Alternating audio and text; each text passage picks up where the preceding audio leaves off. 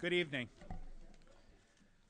Welcome to this meeting of the Merrimack School Board this Monday evening, March 2nd, 2015. Would you all rise and join us in the Pledge of Allegiance? I pledge allegiance to the flag of the United States of America and to the republic for which it stands, one nation, under God, indivisible, with liberty and justice for all. It's great to see this table filled. I'd like to thank Vice Chair Barnes for ably running the last meeting in my absence. And we'll move to item number 2 on the agenda, approval of the February 4th, 2015 minutes. Made by Mr. Powell, seconded by Vice Chair Barnes. Any amendments, corrections? Ms. Guglielmi. I have one on, not a lot, but on page 6, line number 295 and 296. It says, Board Member Guglielmi supports this article. She acknowledged the deplorable conditions of the buildings. And then I would cross out, but does not feel this year's is the year to place the article on the warrant. Mm-hmm. I was in support of it being on the warrant. So I would strike that whole bit. That's it. Okay. Any other amendments? Vice Chair Barnes. We'll stay on page 6 for convenience sake. We're going to go to line 268.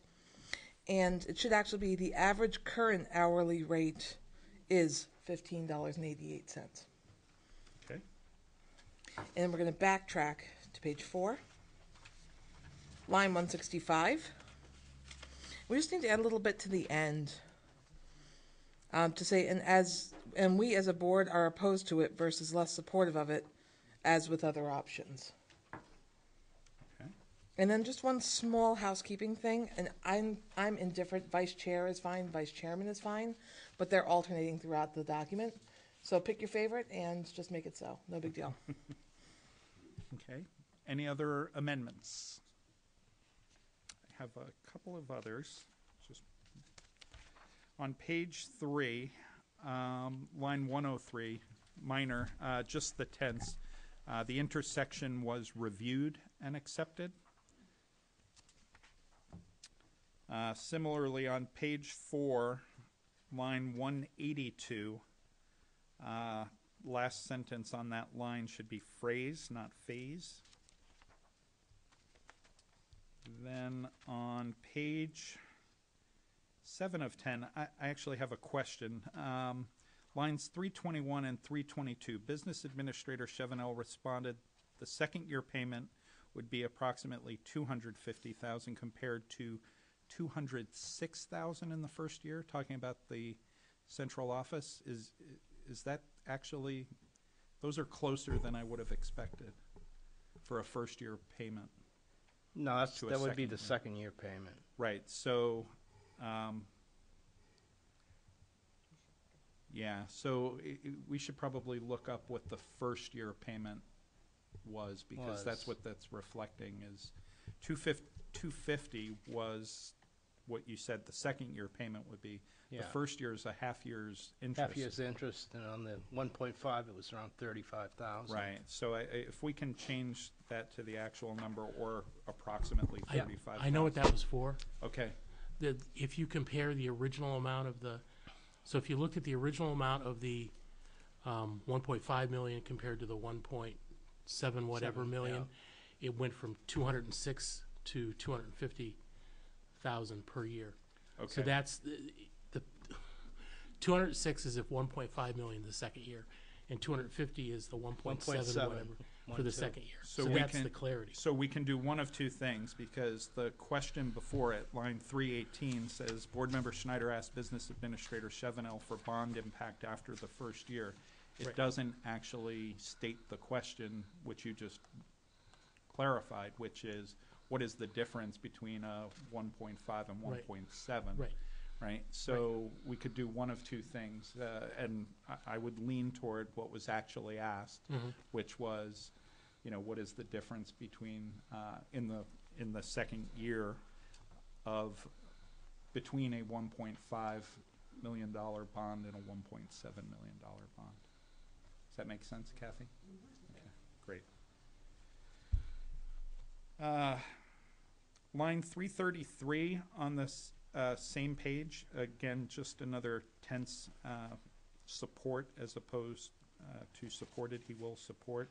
And then on line 335, if we could change that to read, to wait until the bonded debt is lower and he does not view leased space as a long-term solution, I think is more accurate to what I was saying.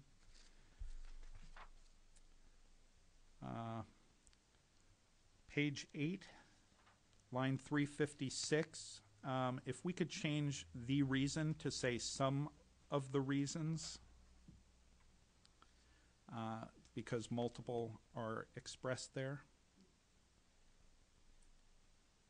And then line 372, again, just a word change. The sentence that begins in the middle of the page, he explained the current model has been in place for over 30 years. And those are my changes. So with that, we'll put the minutes to a vote. All those in favor of accepting the February 4th, 2015 minutes as amended, signify by saying aye. Opposed, none. The motion carries 5-0-0. Which takes us to item number 3, public participation. This is an opportunity for the public to address the board. All we ask is that you step to the microphone and say your name and address for the record. Is there anyone looking to address the board under public participation? Okay, seeing none, we'll close public participation and we'll move to item number 4, use of James Mastrocola Upper Elementary School as the polling site for April 14th, 2015. I will invite to the table Principal Marcia McGill, Assistant Town Manager Paul McCallie, and Director of Maintenance, Mr. Tom Tuso, and I will turn this topic over to the Superintendent. Thank you, and I'm also going to invite Assistant Principal Bill Morris to the table. Oh, I'm sorry. That's fine, he wasn't listed.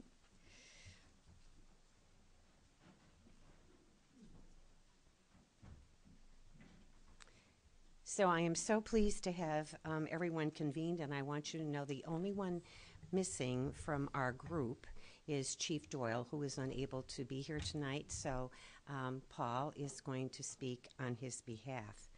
I thought it would be important for me first to state how we assembled, what we were charged to do, and that is at a joint meeting of the Town Council and the School Board on September 29, 2014. We were asked to come together to convene to look at two things, to consider that in our future we might change the polling site from James Mastrocola Upper Elementary School to another, and if we decided that we were going to keep that site, that we would look at increasing security. But we needed to come together and take a walk about the complex and see what our future might hold. And so on October 17th, we convened. And we went and viewed 3 sites within the complex. We looked at Mastrocola Elementary School Gymnasium. We looked at the Smith Gymnasium at the Upper Elementary School. And then we looked once again at the all-purpose room at James Mastrocola Upper Elementary School. And as we went from site to site, the number one thing we were looking at the time was accessibility. So we would look at the configuration of the parking lot, where it was relative to the site, to see how easy the access was. And so you can imagine when we were at Mastrocola Elementary School and we were looking in the gymnasium, there is a real slope down from the gymnasium out to the parking lot, and it's quite a distance. And so we were keeping that in mind relative to those that are challenged physically, and so we were taking, and elders, we were taking all that into consideration. Likewise, when we got to Smith Gym at the Upper Elementary School, the same was true because the parking lot is far, far away. So when all was said and done, we convened about the upper elementary school. And we understood clearly that when we were at the joint meeting, some comments had been made about how, at the last time that we used it as a polling site, it had not been as secure as persons would want it to be. So we stood there and we looked at it structurally, because that's one of the things that we needed to do, as well as to what might be done in the immediate future if we were to hold polling there. And so tonight I'm going to talk in terms with the people so assembled about what might be done in the short term and then what might be done in the long term. So it's important because each one of these parties is going to weigh in. So first I'm going to tell you that in the short term, we felt strongly that we should stay at the upper elementary school in the all-purpose room. However, we all needed to work together to make sure that we could assure you and the town council that it would be more secure than it had been in the past. So what I want to do is I want to touch each one of the persons assembled to have them weigh in and tell you what we agreed to. And then I'm going to go to a longer term possibility and have Tom and Matt weigh in on the structure of what we're up against, because that might be another consideration down the line. So with that, I'm going to start out with those that oversee the upper elementary school, that is Principal Marcia McGill and Assistant Principal Bill Morris, to talk in terms of some of the issues were busing of students, and also during the day, what about students coming into the area where the public would be so assembled. So would you address those two, please? I will. I'd like to start first with the interior of the building and what we set in place there. So as students enter, you'll know what the inside of the building is going to look like. Of course, our front door will be locked, and they'll have to come through and be identified and sign in or go to the election. And what we will do is we will keep the blue doors closest to the office, near our nurse's office, closed at all times. We have a police officer that stands in that hallway there and watches that door and watches the front entrance the entire day. Then we put up a gate. It's a metal gate. Doesn't lock in place, but it covers, and you'd really have to move it around to get around it. And we'd place that past the bathrooms going towards the art room down that hallway so that it blocks off the old entrance and the old office portion of the building from the rest of the building. So no one would really be able to come through there, especially, students or even adults to come through from the voting day. So that secures that APR, that main lobby, to just voters and the bathroom that's there.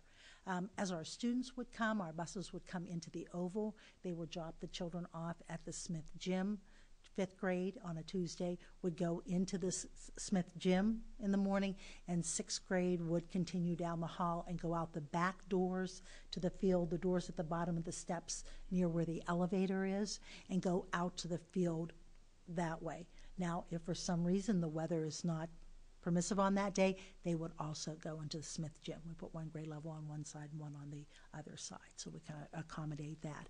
As students are dropped off from parent drop-off, we'll have parents still come down through the church parking lot.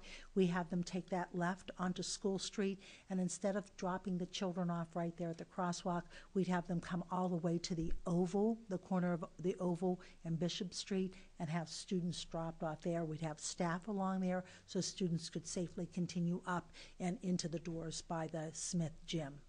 So that would be our morning drop-off. We have also made arrangements to have our before-school program, which starts at 6:30 a.m. in the morning, be at Mastrocola Elementary School on that day. So at no time are children in our building, with adults in the morning or even after school. They'd be in a totally different location. In the afternoon, we try to reverse that information. That situation, we get the buses into the Oval again. There have been times when the weather's been really good that we have the students walk out the field and over to O'Gara Drive. So that's always a possibility, but weather dictates that. But we'd have the buses again come into the Oval, load from the Smith Gym. Our tricky spot in the afternoon is children who are leaving with parent pickup, because we can have 50 to 75 students, maybe a little bit more than that. Typically what we do is we gather them, we check them all off, and then we usually walk them across the crosswalk. We probably ask parents to park in the church parking lot, have them come over to the Oval and greet the children, at that location. The other thing, we could do that afternoon, and we're still trying to work that out really well. We could walk the children over to the church parking lot where parents are. The chances of, them interacting with someone, we'd have staff there, we'd have police there, we'd have the parents waiting for them, so we still could do that. And then that would eliminate the buses and parents in the Oval at the same time. So that's pretty much what we do. Also, we ask that during the day inside the building that no staff goes through themselves or with children through that APR lobby area, that they walk around the building and that they come into the office area or into the nurse's office from the office area. We'd serve lunch from room 121 and have the children eat in 122 or 128. We've done that several times. There were some questions in the past about the lunchroom people and their ability to move from the upper elementary school into the elementary school where they take lunches, and we would just have to ask one of the police officers to escort them when Thank they you. have to go. So I think it'd be good if we just do the whole presentation and then have you ask questions or make comments. So now I want to go to Assistant Town Manager Paul McCauley, and from Paul's perspective, he's going to talk about the police and also about the poll workers. Correct. Thank you. Thank you for having me. I'll talk about the poll workers first. One of the concerns was that the doors were open. I will assure, and I talked to Moderator Christensen about this, that the doors would not be open. If it's a hot day, we'd work on bringing in fans, things of that sort, to keep those doors as closed as possible, except when people exit the building. The other concern was for lunches. I also talked to Moderator Christensen, and we will bring in lunches for the election workers, so they will not be leaving the APR area except to leave, to go out. The other thing we discussed a little bit with police is that if so needed, we can bring in barricades and kind of barricade off one of the doors or two of the doors to keep the people coming in to vote coming through those doors, while the other door would be okay. If a parent's dropping off a kid late and they needed to go to the office or pick up a child, they would go in through that door, which would be, if you're looking at the building, the furthest door on the right, where they go in, and right there's the window to talk to the office. So we could put barricades up that way if so needed for that. Also, we will have extra security detail, an extra police officer, which is going to be kind of like a floater, one, maybe two. He'll float the lobby, he'll walk through, make sure the doors are secured, and walk around to make sure everything is flowing the way it's supposed to be flowing. And if somebody from the school lunchroom needs a police officer to go, we're not taking a gentleman off of a post. There's an extra officer who's a floater to help out during the day, and we will do that also. In the morning, we will station a police officer inside the door of the office like we have in the past. There'll be one outside helping all the people, telling them where they can stand, and barricades and things of that sort with the people who are trying to get elected. And then there'll also be one stationed at the door of the APR room. Thank you, Paul. And Tom and Matt were also with us because at the time we were looking at all the areas, we were really looking at structures. And I think we thought that we might be able to modify the all-purpose room in some way. And when we actually got there, and now I'm going from the short term to a longer term because I want you to see how we put this all together, we began to look at the structure itself. We looked, for example, at the closet that's on one end of the all-purpose room to see how we might build off of that. And I think we learned a lot as we stood there. So Tom is the Director of Maintenance, and Matt, would you want to offer your thought about what we saw? Yeah, we did look at some structural changes to the building, which Tom will get into. But I think what Paul, Mr. McCallie just went over gives me a great peace of mind that everything right now is pretty much everything's buttoned up and seems to be everybody's working together on this. So, but Tom, we have some structural changes. We looked at going through the storage room and then doing a doorway to the outside, which is in the back of the all-purpose room. It's actually, as you're walking into the double doors, it's on the left-hand side. So you can talk about that, and then the ramps that we talked about also. Okay, I think we've moved to the part where we really came down to two different ways of exiting the APR.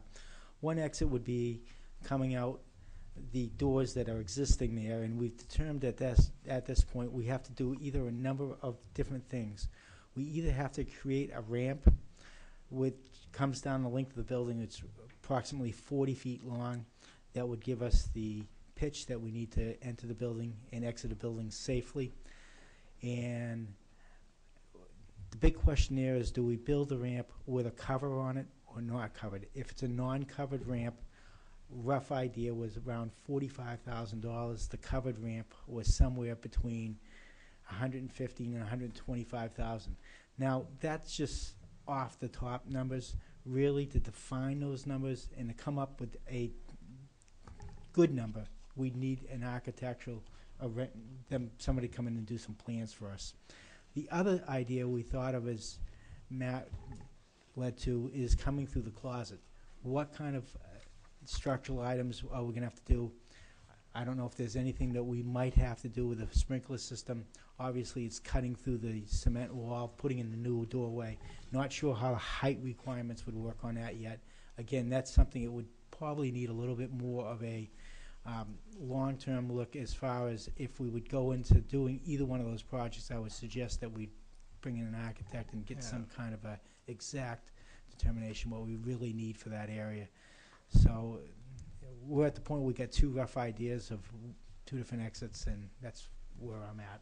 Yeah, I think the second idea, I think we were a tad surprised once we were inside the building, and then we found out where the inside of the building, base of the floor, was in relationship to the actual outside of the building. And it was a lot higher than we thought it was going to be. So that would present a challenge in and of itself, because you're inside the building, you think, okay, this is probably going to be level or 6 inches from the parking lot, and it actually wasn't. It was a good 2.5 feet. And so if you're talking a 40-foot ramp coming off that side, or going, you're still talking a 40-foot ramp, and that didn't seem to be a good place to put anything of that nature. Plus, you lose something that you desperately need as a storage closet, because where all the folding chairs go, when there's meetings in that area, where does everything else go? Voting booths. Voting booths, where do the voting booths go? They go right there. So I think we kind of ruled that one out. Yeah. And the big question is the two doors, one on either side. We could do the ramps. My suggestion would be to have them uncovered. I'm not sure how much of a queue you have as far as getting into that polling place. How far back the registration tables are to allow people inside the building, how many inside the building waiting to go to their respective A through D and then E through F, whatever the sign-ins are done. But I think probably an uncovered ramp would be the way to go, much in the same fashion that we have on the TV studio. If you ever go beside the high school towards the back, we put in one of those several years ago when the town used that as a TV studio. I would probably do something along the same lines as that. That's ADA accessible, and it meets the requirements, and it's cast. It's all cement. So that's what we're looking at. Thank you. So I hope that you can see that when we were convened, we took the topic very seriously, and we understand that the items that have been raised really had to do with, first and foremost, the security of the children, as well as the security for employees on site. And as we stood there together, we made an open commitment that we wanted to have the chance on April 14th to come together and see if we could not play this out to the fullest extent with all the modifications that you've heard said. After the 14th, if we are able to do this, then we would like to do a debrief and see how it worked. And if we feel that we cannot make this happen, then we would come back to you and say, now we want to look at the structure. But we think trying to change the structure, first of all, we just need to put more time to it, more thought to it, and quite frankly, financially, we do not have that so accrued. So that would be something that we would need to look to for our future. But I think all of us are committed to making this work and would hope you would feel the same. Great, thank you. Very comprehensive. Are there questions from the board? Mr. Schneider. So maybe I was missing something at the very beginning, rewinding all the beginning. What is the egress in and the exit out for voters when they go to vote? I think you might have said at the beginning, the blue doors. So walk me through it. You've got the blue doors coming in, you've got the double doors coming out. Mm-hmm. You talked about something being locked, something, so if you can walk me through the structure of going in and going out, just so I'm clear, that'd be great. Voters would come in the main entrance. That would be our secured entrance. So by you mean where the 3 doors are right now that are there, the blue doors where you walk in one set, and then you've got another, and you've got the office one there. Yes. So those will be unlocked. Those doors will be unlocked. They would be unlocked in the morning. In the morning. Well, all day, actually, right? They would for voters to come in. Right. And so when they go in, they'll go through the 2 sets. There'll be police officers there sort of in the entrance. They will be directed to go to the left and then into the lobby where there'll be a gate so they can't go further down into the building. They'll go in to vote, and they'll exit through the double doors. Or they can come back out through that one. Now, when they get into that, when they go past the office and go, the hallway going right into the school, they will not be able to go that way. Are there any doors blocking that way, or is it just the officer preventing them from walking that There would be direction? the officer, and then there's a metal gate that we put up, because those bathrooms that are right there, as you come off that lobby and you continue to go to the right, there are bathrooms right there, and those are the bathrooms that need to be used for the polls. No, I'm saying when you go in where the 3 blue doors by the office, you go to the left to go towards. There's a blue door there that's locked. Okay, there's right. a That's door what I was saying. right I there couldn't by- remember if I'm there was a sorry. door. The run to the right, yes. Right. So there's a blue door there to prevent people from going into the building Yes. by the office. Yes. Right. I thought you meant the other. No, by the nurse, entrance. by the nurse's Yes. office entrance there's a door there Yes. as well. So you've got a blue door on that end, you've got the gate on the other end. Yes. So it's sort of a. So Yes. the only place that's really exposed is the nurse's office. Yes. Really. Okay.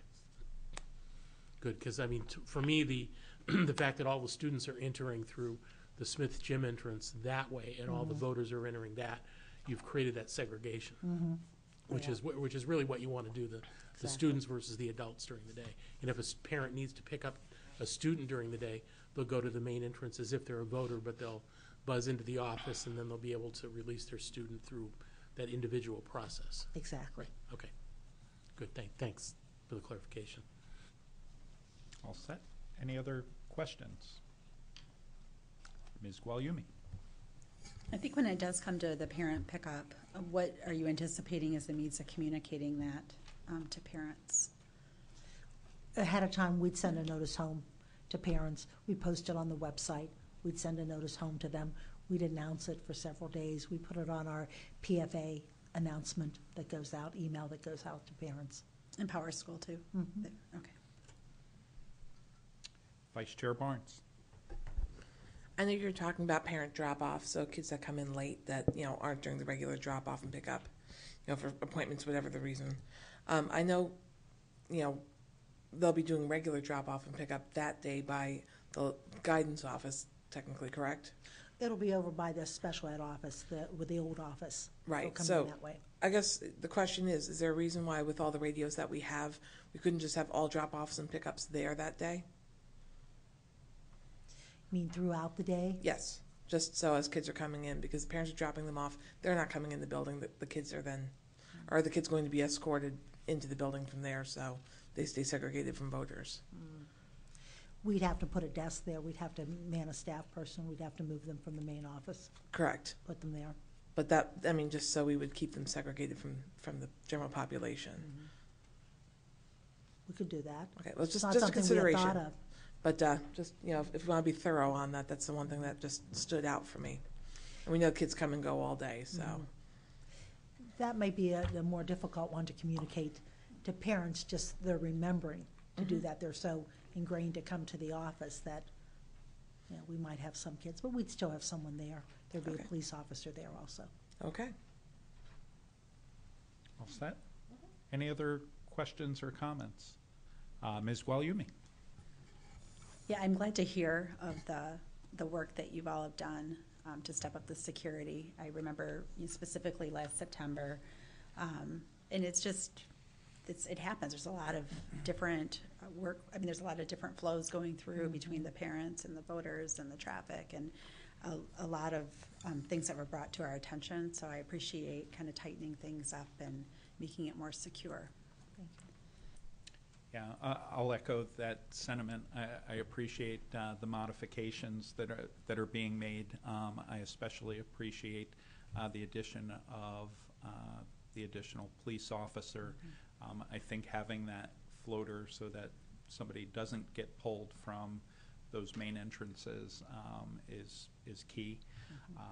And you know, the challenge for this is as you know, expressed by Mr. Tuso and Mr. Chevenel, is in looking at construction for this. You know, we're really talking about 2 days at most in a year where we use this building for this purpose, and to construct something that's going to cost $50,000 or $150,000, it's pretty significant, right, for 2 days use.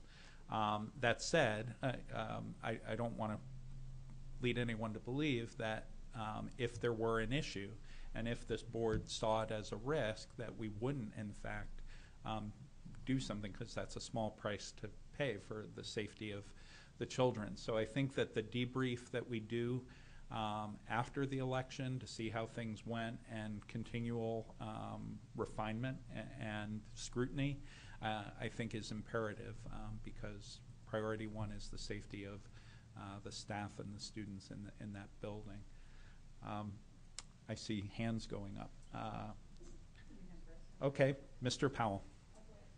I just wanted to well, I thought I was going to wrap it all up, but I just wanted to say that I appreciate the fact that the town and the district came together to collaborate on this, and it seems like it went pretty well. So everyone who is here and everyone who's not here, thank you very much for doing that and doing it in such an efficient manner. Ms. Gualiumi. I still offer up the idea for consideration from a long-term perspective. If there's any way that, you know, there's this new SAU SPED building that, you know, we've been talking about as a town for a really long time, and that the main room in there is like 2,000 square feet. And maybe it's completely not an option. Maybe there's a lot of reasons why it's not, but I don't know that. All I know is that it's handicap accessible. It's nearly right where the high school is. And so I still offer that as a potential long-term consideration. And there's no students to block off, or a few, if you know, that are coming and going into the area. And I just don't know that if we've considered that, or if we should. I like the idea, and I think one of the challenges that would have to be overcome would be the parking, because the high school parking lot, as we know, Ms. Crowley is smiling over there. The high school parking lot fills up and goes out beyond almost all the way up, in fact, all the way up to Mastercole Elementary School with student parking. And so the idea of having school in session on those days. It's why we cancel school on the days when elections have to be held at the high school. But the idea is a good one. It's worth exploring. I just see that as one of perhaps other obstacles that might exist. Good idea. Any other discussion or comment? Mr. Powell said he thought he'd wrap it up. I thought I was wrapping it up before. I want to thank you all again for the diligence on this. And as I said earlier, we look forward to the debrief afterwards to see how everything went. So thank you very much.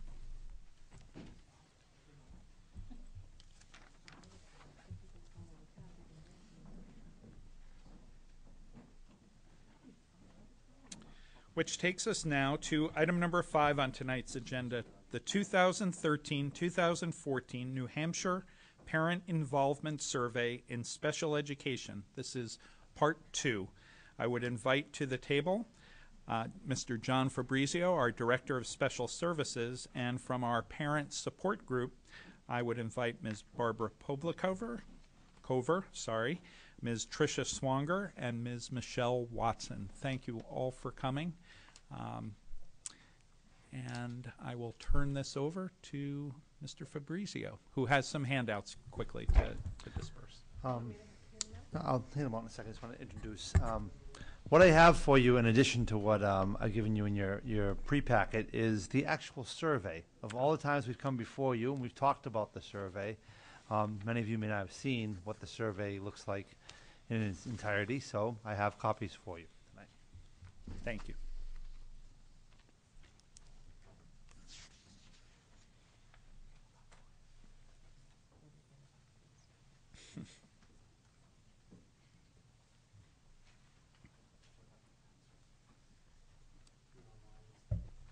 Thank you, John.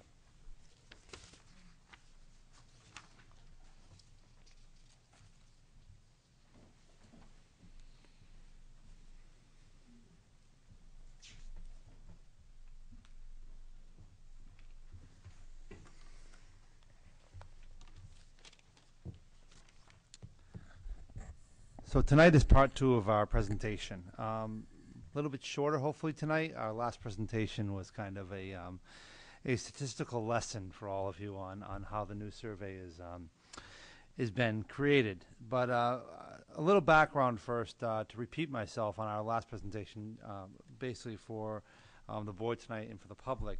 This is part of the state performance plan. That's why we have the survey. And one of the we have to do the district data profile every year happens, and part of that is under the IDEA regulation and mandates that an annual report has to happen from the state on our performance targets and where we're moving. And one of those performance targets is our Indicator 8. Indicator 8 is part of the parent support plan, which says that all parents receiving special education have to have an involvement survey. They have to be surveyed and asked, how are the schools performing in your opinion? And that's part of what it is, and we have to report that every year. So that's why we have the survey. It's a great guiding document for us. We have used it over the years to really help us improve our communication with parents, and the multiple items you'll see. Each one of those we look into, and we look at that data, and we try to understand that data to say, are we performing the services we think we are? Are we communicating with parents? Are we connecting parents with each other? Are we offering resources? Are we doing that outreach is important for all students, not just special education students? And when we greet them when they're coming in the building, are we doing that well? Do they feel part of our teams? Questions like that. So we've gone through, and again this year, looking at our results, they're very strong, and we're pretty proud of that comparatively across the state. And we're going to dive a little into that. I think I'm going to start with Mrs. Swanger. Tricia will start and talk to us about kind of why this type of survey and what it entails. Okay, here's your quiz. You'll remember from next time, because I know everyone remembers that whole lesson about why we have now moved onward from a percentage score to a scaled score and the fact that a scaled score is a good measure of difficulty through the range. So it's like swimming, where you start as a beginner and work to an advanced beginner, or like mathematics, where you learn to add and subtract before you multiply, and multiply before you do calculus. So that's the new way this is being reported. It has not changed the questions at all. It's still the same data that's collected. It's the way it is reported that's unique now. One of the things I did want to mention to you, I did a little homework because I had talked to you about the validity and the correlation between the statistics that had been used and the current usage. And so I've actually gone through and for 2012 and 2013 compared those ratings from the percentage vantage point, and then alongside matched up the ratings for the current reporting. And as you recall, last time we met, I explained to you that there should be a correlation between the scores that we receive on those individual questions and where they fall and where we fall. And in fact, there is a direct correlation between the percentage scores used in the past and the current rating score. Actually, to the number, there are no outliers in this particular instance.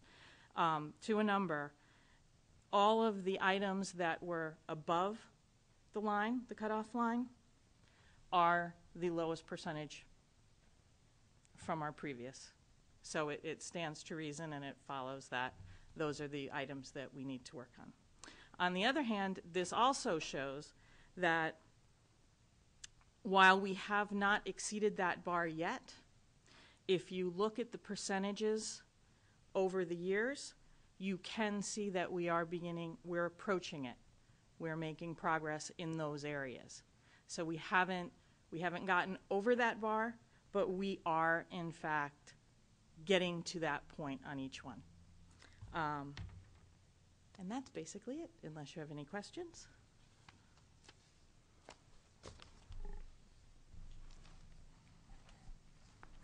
Barb, do you want to talk a little bit about kind of the amount of surveys we completed? Yeah, we have over this, again, if you remember, it's a seven years this has been going on.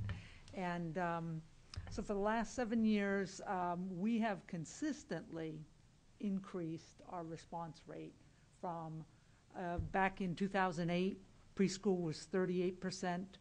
At one point, it got as high as 52, but we've been averaging high 40. Our latest one was 46.5. Back in 2008, school age was 29%. It's up to 35.5. The district as a whole started around 29 back in 2008. Again, we're roughly at 36.5. And that far exceeds what you'll find statewide. I mean, we have consistently been increasing. Again, you get different years based upon as people age out, as people go from preschool to school age, all of a sudden things will change just a little bit. But consistently over the last 7 years, I mean, we have been just, continually increasing. When you then go to the indicator 8 piece, which is the percentage from all these responses, the percentage of people who think that bar, that 600 that we talked about, that people are feeling that the school is engaging them and listening. We have, again, all schools this year took a drop because of the changing of percentages to scaled.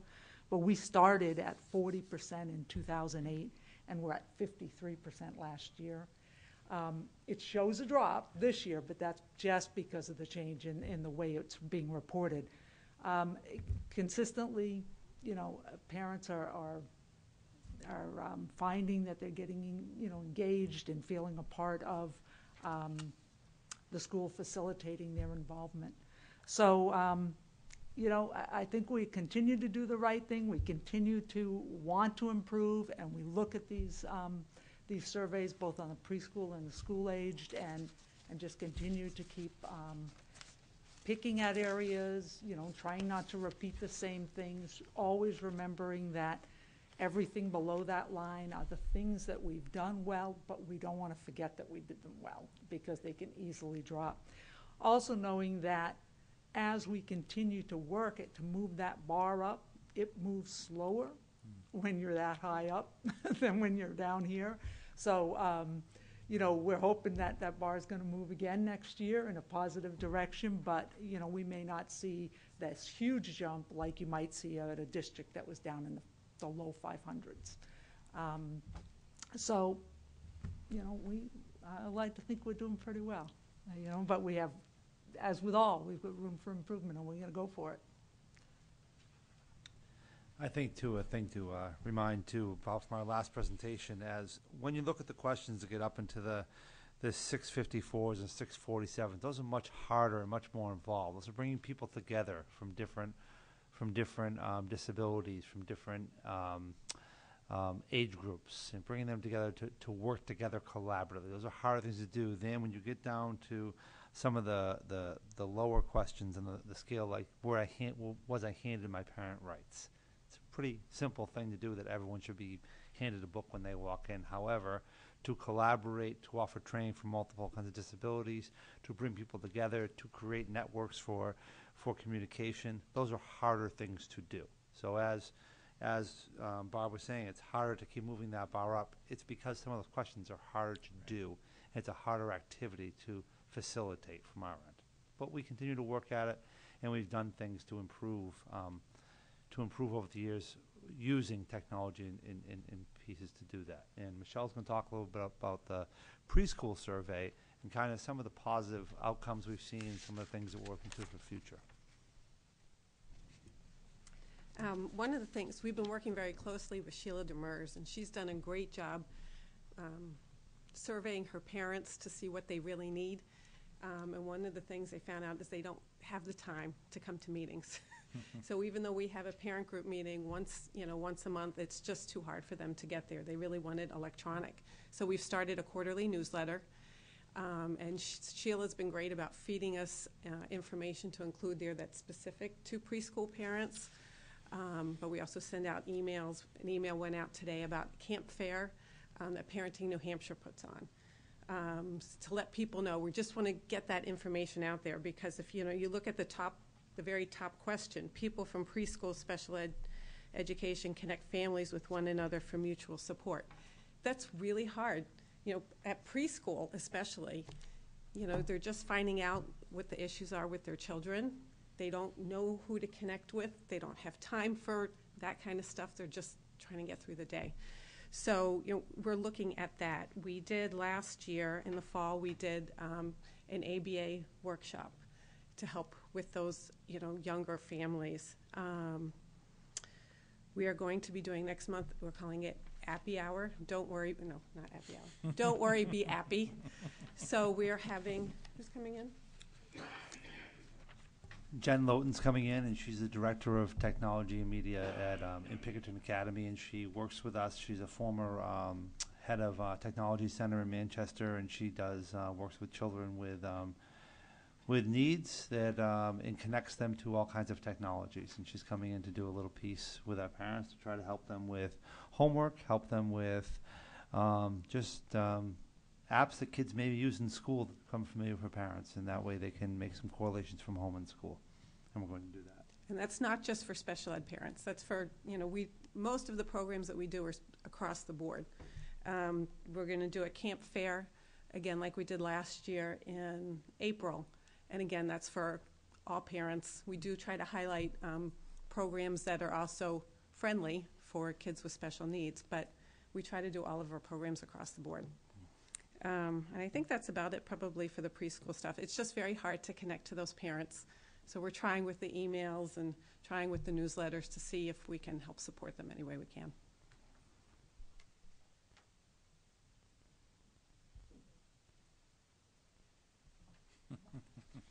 School aid, sorry, I'm up. What we did was go over the last year and a half of the various kinds of things that we've done, and really actually tried to tie it right into the survey questions. And so over the last year and a half, we have, last year we ran the resource fair for families. And again, it wasn't just preschool related, it was, any age. We had standards-based curriculum presentation that Dr. McLaughlin presented for us. And again, we taped those things. As much as we can tape them and put them on the community channels, we like to do that. We obviously had Lynn Lyons in October, came in, and again, across the board, whether or not that was, we just happened to sponsor it, but it was for everybody. But, you look at an event like Lynn Lyons, it can run a variety of those questions. I mean, it really, is there any one specific one that talks about anxiety? No. But, I look right at the number 581, which says, schools gives parents the help they need to play an active role in their child's education. If a parent is struggling with a child that's got anxiety and they just are not sure how to handle or, what to do to maybe get them to school or help bridge that, in my mind, that's 581. I mean, I could be wrong, but things like the preschool, the applied behavioral stuff, all of the things like our newsletters, our website. We had the district in last year. John came in with Lisa Frenette and did the high school presentation as far as all the various programs that are there. And that's just the last year and a half. Prior to that, we did mental health. We did, we had Teresa Boligan on social skills. I mean, we've done a variety of things. And we just, again, each year just try to look at the survey. Where are the needs based on not only the survey, but what our parents are telling us in the support groups or via emails that, we get. And just continue to try to keep tweaking it, knowing that we're not going to hit every category, but, that hopefully we can help parents see that not only what we're doing, but what you folks are doing, the teachers and everything, that it ties into these things. Right. Did you want to? And also in that same vein, on the second one on your list, number 653, the school offers parents training about special education issues. Like Barb said, we've had people come in, and you can actually trace the improvement in that. That's a question I actually pulled to track. Our baseline on that was 25.2% responding in the positive in 2008. By 2012, we were up to 62.2%. And 2013, we're at 65%. So we are really closing in on those goals, and you can see that it is making a difference. But we watch it and we look for the improvement, and when we see the improvement, we know we're doing the right thing, and we do try to do more of it. If we don't see the improvement, then we get back together and powwow and kind of say, well, I think we need to find a different way. So, but that's one example where you can see that we've specifically looked at that area, addressed it directly, and you can see the direct correlation in the improvement. And just to build on that, I think we've told you in the past, we really do try to collaborate with the other partnerships in the area. I mean, just last month I went with someone, Tingsboro, down in Tingsboro. They were their special ed advisory committee down there was holding an event on ADHD, and so I just went down with that person for that. But and we announce those things to our parents that it's like, hey, if something's within, like, let's say a half-hour drive, and nobody really charges any of these other groups. I think Nash was holding one on social anxiety next week. And again, we try to put this stuff up on our website to just say to people it's there. We can't tackle all of them, but if somebody else is tackling something, hopefully you can take advantage of it. So sometimes it's I'll sort of say the indirect stuff too that we're trying to get across that, we just don't have the person power for. And just finally, before we take questions, just a thank you to these three amazing volunteers who give a lot of their time to work with me collaboratively. And Marge, we meet monthly, and then again we met this morning at 8 a.m. sharp to work on our presentation tonight, and endless hours for our dedication to our not only our families of students with needs, but with all of our students. So again, thank you. Yeah, on behalf of the board, I will reinforce the thanks from Mr. Fabrizio for all of your efforts. The ladies to my left have been here countless times before. Ms. Watson, I know you were involved and haven't been able to attend, and I want to thank you as well, personally, for the efforts. It's clear in the results, and we're very appreciative for all that you do on behalf of the district, so thank you. With that, I'll open it up to questions. Any questions from the board? Vice Chair Barnes. Obviously, it's kind of, the same questions every year, but I guess what can you do to improve in the areas where improvement's needed? So what are your goals, I guess, to knowing what you have in front of you? One of the things that I think that I think Barb and Trish both said it too, and Michelle said it, that when we find something that seems to be making gains, we stay with it. For example, Lynn Lyons is one of those, and we, I think, probably immediately when she was done her presentation, we approached her and said, what is your plans in the future, and would you like to return to Merrimack? And I think that is one piece. We're on the bridge of the whole thing of technology. As you know, it's the wave that's growing, and it's kind of like we're all playing this catch-up game with it and trying to connect with each other and doing that, and what's too much, what's too little, and we're trying to gauge that right now. So I think that getting a lot of information out and presenting it yet. We haven't moved to a place yet where we socially connect and use social media to connect yet. We're not there yet. I don't think we're there yet as in a lot of places. But I think that it's something for our future. We're watching. We're learning from other districts what's going on, what's working for them. That's one place we're going. But there's pieces that come with what is our future lie with social connection and social media to connect with each other. And that's a question still out there for us. And I think we've played around that and talked about that. I think the next piece is about technology and bringing as much, as we're doing with Jen Lowton, bringing as much learning to what school-based technology looks like. It's not just play per se, but what is true tools, something like called Evernote, which allows kids to go in and take pictures of the board where the notes are presented and convert that into text and put that and file it away. So when they go home at night, it's on a Dropbox. They can pull it up from any computer and have that available to them, so they know their assignments all the time, using technologies such as that to do that, and trying to inform parents about those things, that there is that connection to home to school a little more. We're looking at how do we inform them of our progress. I think that's an important piece I've tried to do over the last couple of years, and I think we've talked about that with our newsletters. And what I've done, instead of just saying, hello, here's your survey again, I've used that opportunity to write to our parents as sort of a state of the state address and what we've done in the past year as something that to improve in our district and try to improve our results, and what your feedback has given to us to improve programs for our district, to try to do those pieces. Anything else? Actually, the only thing I'd like to add is that one of the things we also try and keep in mind when we're looking at the survey and when we're looking at just improving things in general is the fact that you can't just look at the survey and look at this group of students as apart from the rest of the school community. Part of the whole goal and the spirit of Indicator 8 is the idea that due to this communication and involvement, students become an integral part of their school and their community.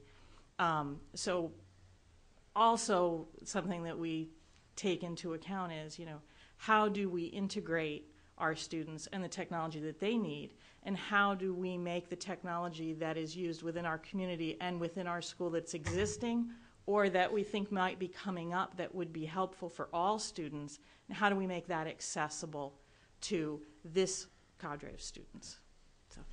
And that's actually, you're segueing to the follow-on question I had, was what resources are needed to accomplish the goals, and do you have them, or do you have access to them right now? Speak freely. We're turning ours off.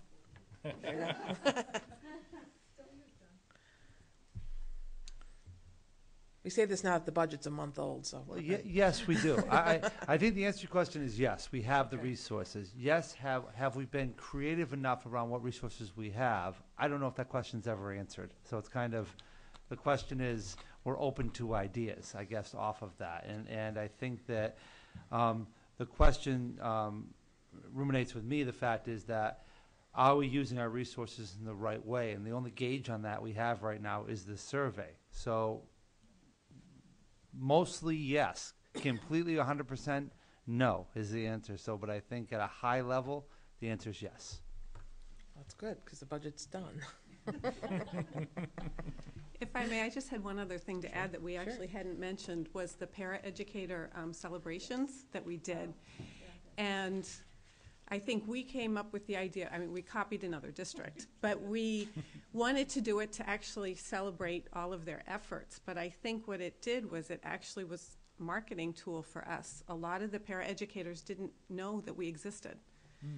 And they would come up to us in the meeting or after the celebration and say, wow, how do I direct a parent? I have parents that I would like to direct. So I think it had an additional benefit that, except for our time and some donations we got from other parents, didn't cost anything. But it was twofold. So I think it was a bigger success than we had realized at first or intended. So. Great. Are you all set? I am. Okay. Mr. Schneider. So this is all good, and you know, I'm gonna. I don't know if I'm gonna say this right or wrong, but I'm gonna say it. Is the amount of work and the effort that you guys have put in over the years have just been, you know, wonderful. You know, I've been on the receiving end as a parent, watched what's gone on as a parent and through the school board and stuff. When you talked about where you've got to go to the next level, when you talk about social networking, when you talk about the challenges to really extend it, my fear is that we as a district and we as a board are going to have to invest in doing this above and beyond the volunteers and the expertise that the volunteers have to do this right, to do this in an integrated fashion that integrates with the district as well as with the special ed. Because when you start going into social media, when you talk about integration in with the district, you talked about, we've talked at this table about social media policies, about what we do in the district in terms of, you know, how we integrate technology in with mainstream, how we integrate technology and how we blend the two together. We have to do it right. We have to do it carefully. We have to make sure that we use the tools in the right way. I think one of the challenges that we're going to have in future years in budgeting is to do it appropriately and effectively so that we do it in a mindful and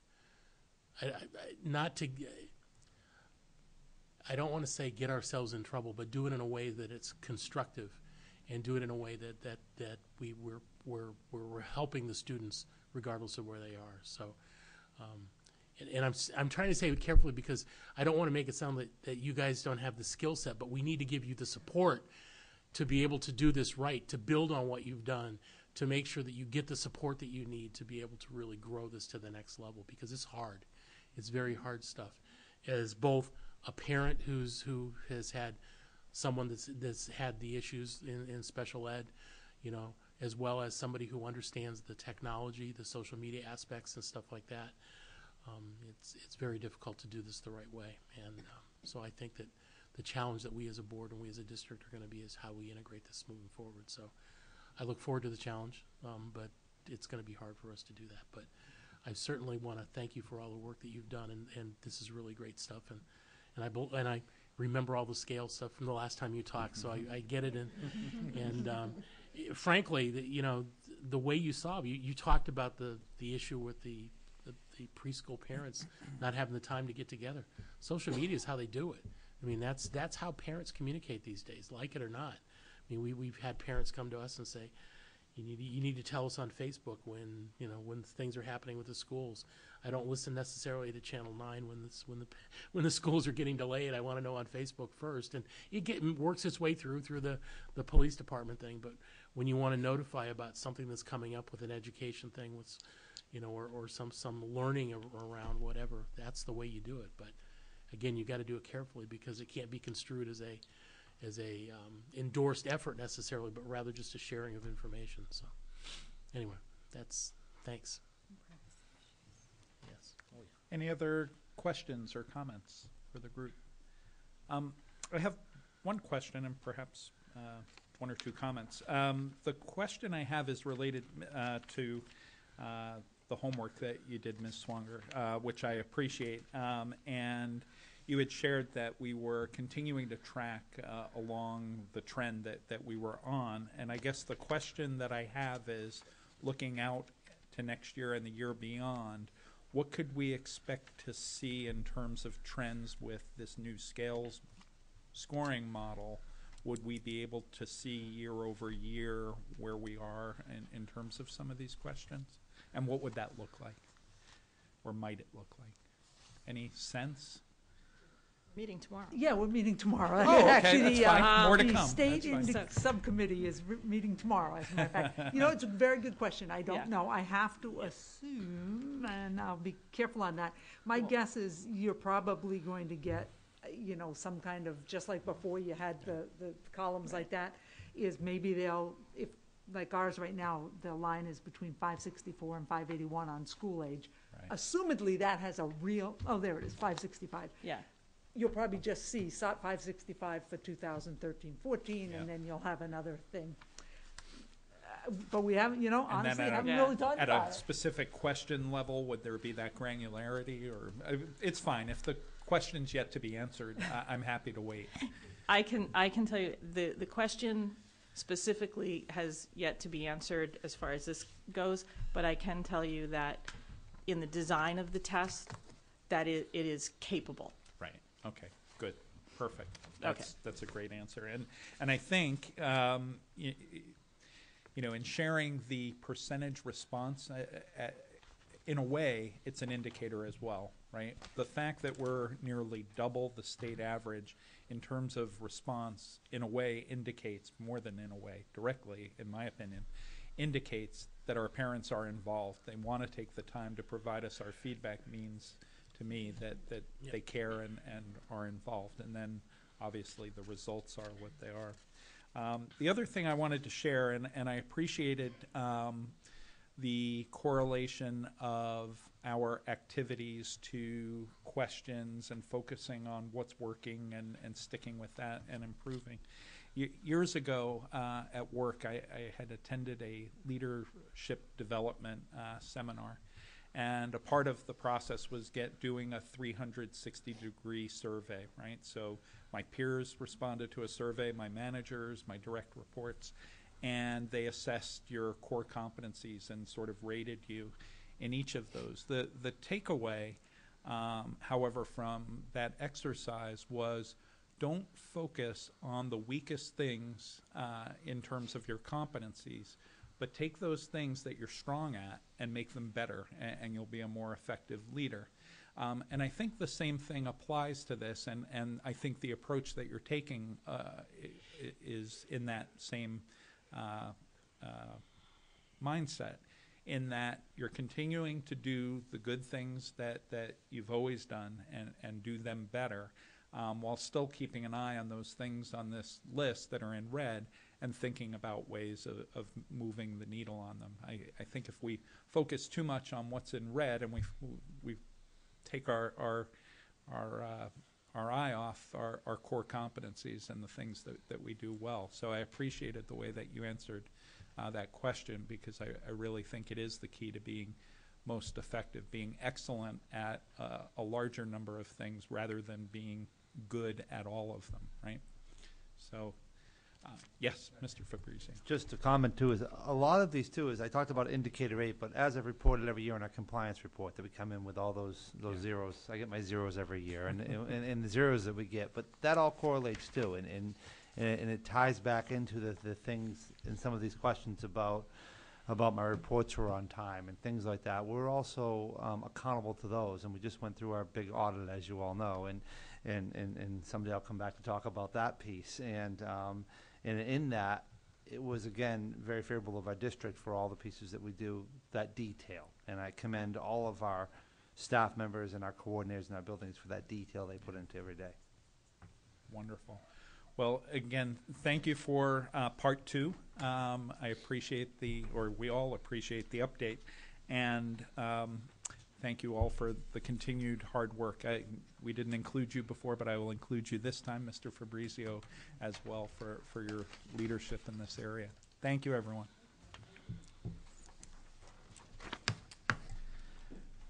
And that now takes us to item number 6 on tonight's agenda, proposed school calendar for 2015-2016. Superintendent Chaffrey.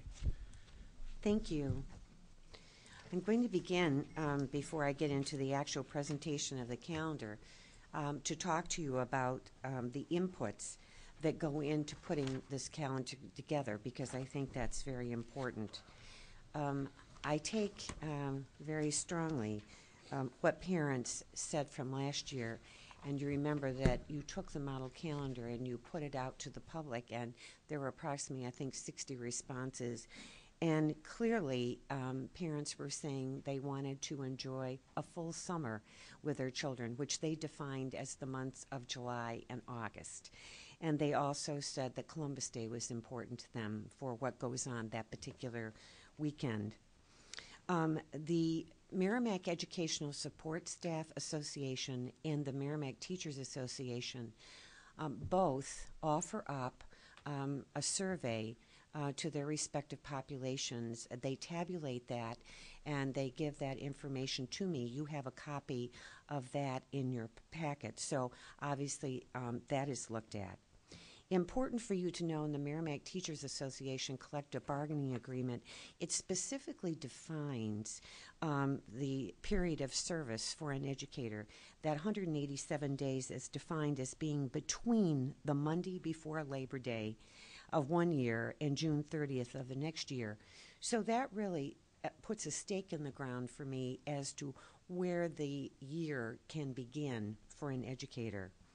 I have learned over time that I need to be aware of the Massachusetts school calendar to know exactly when they define their winter recess and their spring recess, so ours will be opposite to that. Obviously, it's important to me to take the calendar to the leadership team to confer with the administration in this district, for they right now are very committed, as are the staff, into the August Academy. So that concept is important to hold. And I also go off to the South Central superintendents, we're all part of a region, to talk in terms of calendars. And even though, believe it or not, we've reversed roles, we used to do a lot of our beginning in August. Some of them would go after Labor Day. We've kind of switched. But the fact of the matter is all of us are committed to a day concept as compared to hours. We talk about that openly, or doing a different configuration. You know, some persons have thought, why don't you get rid of February and April vacation and just stick and go with March? We talk openly about that. And I think that we need to have more consensus around that topic, probably both by school boards and superintendents to go in that direction. And right now, that does not seem to be a popular trend. So with all of that in mind, you'll see that I put this draft calendar together for your consideration. And for the public, I would define it as this. You can see that, again, where I cannot start before the first Monday or the Monday before Labor Day, that means that we would start on August 31st. And so we have defined August 31st to September 4th as being, if you will, the week of the August Academy. The first day of that week would be a week for teachers to work in their classroom. There would be 3 days for the academy, and then the last day of the week is really dedicated for building meetings. Labor Day is defined as Monday, September 7th. It's the latest really it can be, and therefore I'm proposing that school would start on September 8th. You will see that I have noted October 12th, Columbus Day, as being a day off. You remember from past calendars that in the month of November, one of the mandatory holidays is Veterans Day, which is November 11th. You will see that the Thanksgiving holiday is defined as November 25th to the 27th, again noting that Wednesday. And if you look again at the information given to you, that the staff has said that that is the most important day to them, more than likely for traveling considerations. The holiday recess is defined as December 24th to January 1st. January 18th is Martin Luther King Jr. Day. February 22nd to the 26th is winter recess. similar to this year. And I also want to pause there and just say that one of my other considerations was talking to the moderator about voting. I've learned, again, year to year, I need to go to her and ask her what is on the horizon. In the year 15-16, there will be a presidential primary. That is defined by the Secretary of State, Secretary Gardner, and he will not declare what that date is until we go further down the line. But it'll be sometime in January or February. So at this point, the date is unknown. That, again, is why the polling site becomes very important, and we will confer as we go along about that. But I just wanted to put that marker there. April 25th to the 29th is spring recess. Memorial Day on May 30th is the other defined holiday that must be taken. It's mandatory. And if everything went beautifully with not one inclement weather day, we would end on Friday, June 17th. Believe it or not, if you took this year's calendar that we're working under and you put it up against the proposed next year's, there are lots of similarities. We gain some days in some months and a little less in the other, even though we start later, because if you remember, we were supposed to end, again, if we didn't have any inclement weather, on June 16th. This proposed year is June 17th. So I will just put that before you and ask if you have any immediate questions or comments, because I know we'll take this another step further.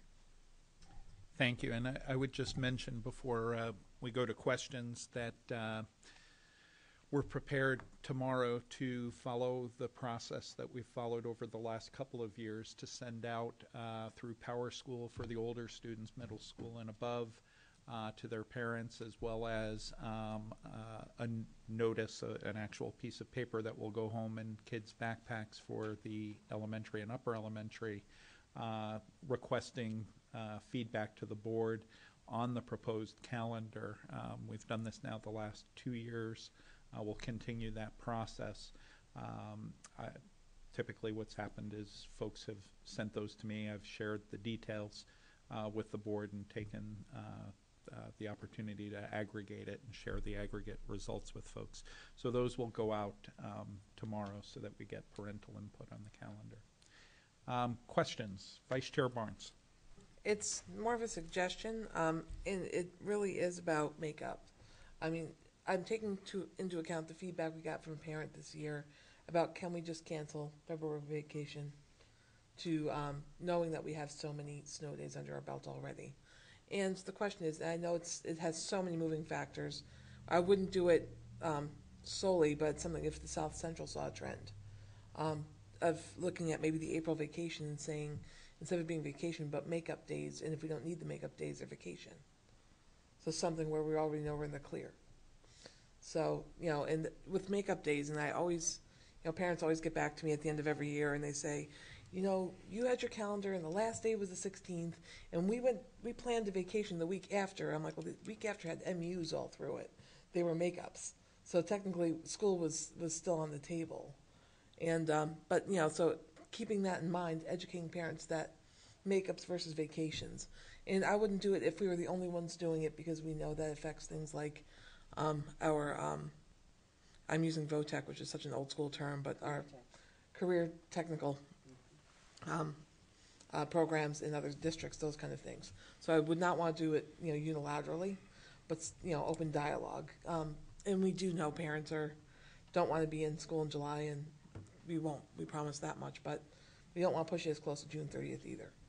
So are there open options for discussion for long term? And I know you're going to be meeting with South Central periodically, so it may be something to talk about. But honestly, the rest of this calendar I think is consistent.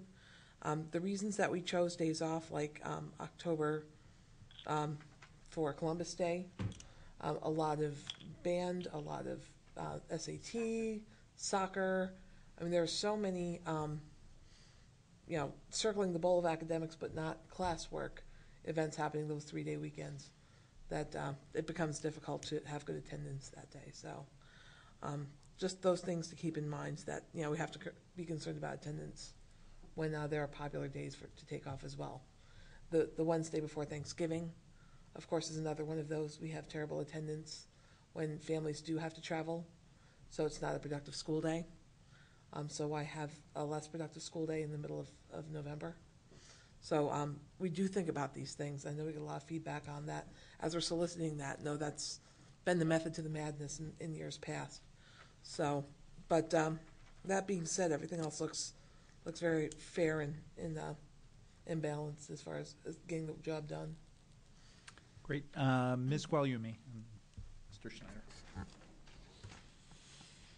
So this is my first year on the board during this part, but I did follow it closely last year and agreed with the feedback that I know a lot of parents had given regarding Columbus Day. And as a parent myself, I bumped into some issues with that particular day. And we couldn't do soccer because we weren't there for the 3 days, but we all had to play Merrimack because I had a tournament in Massachusetts and all of that. So yeah, that sounds really neat. But I also really want to say that I'm glad that we're going out for the feedback again and that we're going to be consistent in that, because I think what we'll find if we stick with trying to obtain feedback, that each year it becomes regular, and I would hope that the feedback that we get would continue to increase because it's expected that we would do that. So I would say that I'm really pleased about getting feedback from our parents.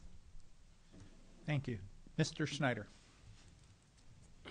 So a couple of things. One, I'm going to look forward to seeing what the parental sort of input is on this one here, to see what their input is, especially because this is sort of the latest start we could possibly have based on the way the calendar falls. So I'll wait with anticipation to see what the response is from parents.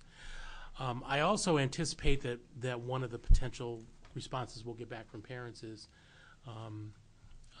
especially with all the snow days that we've gotten this year, is that there are districts in the state that do teachable hours versus teachable days.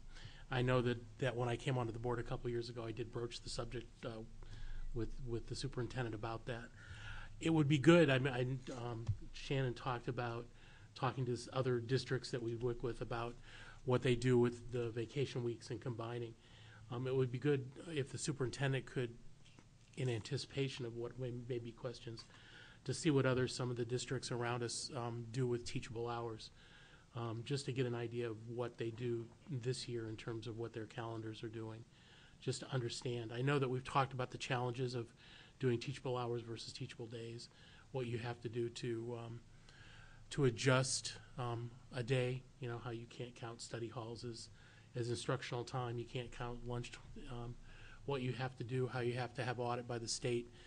I do know that certain districts where my wife teaches, for example, in the past they have embedded snow days in this year and their coming year. They have not chosen to embed snow days, and their school year is going almost as long as ours this year.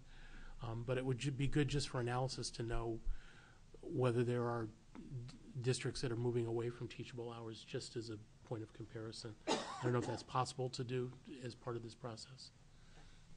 I think what I would do is ask the commissioner for the list of those districts that are doing it. What I have said is that in talking to South Central, and perhaps what I can do is just list for you the next time who is in the South Central region, that the districts don't seem to have gone in that direction for whatever reason. They're still in the day concept. But everybody was about doing the respective calendar, and so I think some districts might be a bit further ahead. So I'll find out how they've finally ended up, because that's what you're really asking, is in the South Central region. Well, yeah, in general, in the because areas that's who we affiliate with, really. Right. I mean, the affiliation, what's worked. I know that some districts. I mean, the net is that teachable hours weren't in vogue until 2008 when we went through the ice storm, and a lot of the districts in the area started picking up teachable hours to find a remedy for in some cases they lost an entire month, and it was a way they were able to obtain and recoup some of that time. And some of the districts picked it up and continued it. Some of them didn't. I know a lot of them embed snow days, a lot of them don't. I know that there's this idea that teachable hours is a way to have more consistent schedule. And depending on the way that you build it, It may or may not. So it'd be good to know what other districts are doing. I'm not necessarily advocating that will we do it, but it'd be good just to have that data as we go through and build the calendar, because it's just one of the dimensions that we need to look at to sort of nail all the check marks. Okay, thank you. Vice Chair Barnes. I would follow off your specific comment about the teachable hours, and that's why I did bring it up at last meeting, was I look at teachable hours as the potential of a fallback position. If we've exceeded expectations with what we've actually performed in a school year, that's why I wanted to look at that as a consideration if this, snow day trend continued, in that, by looking at the days that we did have, school, did we actually meet teachable hour benchmarks? And if so, could we petition as a fallback position? My concern is with the fallback position being our position, now you don't have a fallback. So Right. that's why I did kind of bring it up last time to see, could we possibly be in that position just with what we do every day? Right, and one of the comments is that you have to be careful. The devil that you know and the devil that you don't, so to speak, is that when you do a 2-hour delay, when you do days, that works. But when you do teachable hours and you do a 2-hour delay, it actually counts against you. And you do teachable hours and you lose 2 hours a day. So it's the accounting that you need to do and stuff is a very tricky situation. So it's very complex when you start mixing. Right, and that's what I was saying, a Exactly. fallback versus a. Right, unintended consequences. You know what So- they say about silver bullets, right? Silver bullets. And I always use the Ghostbusters crossing the streams when you pick multiple scenarios. So, but that was the method of my madness, literally, was if we could have that as a fallback, so. Any other questions on the calendar? I had one, Superintendent Jeffrey. You mentioned the 2 collective bargaining units and the fact that we begin the year the week before Labor Day and no later than the 30th of June. I'm just curious in the calendar, for instance, this year I think we had 6 or 7 makeup days built into the calendar. I'm just curious, why we didn't go into that final week of June. The expectation, by a contract, one could go up until the 30th of June. I usually base it on what's happened over our past, so I have 14 years of data. We've never had to do it, but if we needed to go in that direction, the educational staff would go such. Okay. Because their contract I just specifies wanted it. to I try to clarify that. list only what I think will be necessary based on the past. Okay, wonderful. Did you have a comment?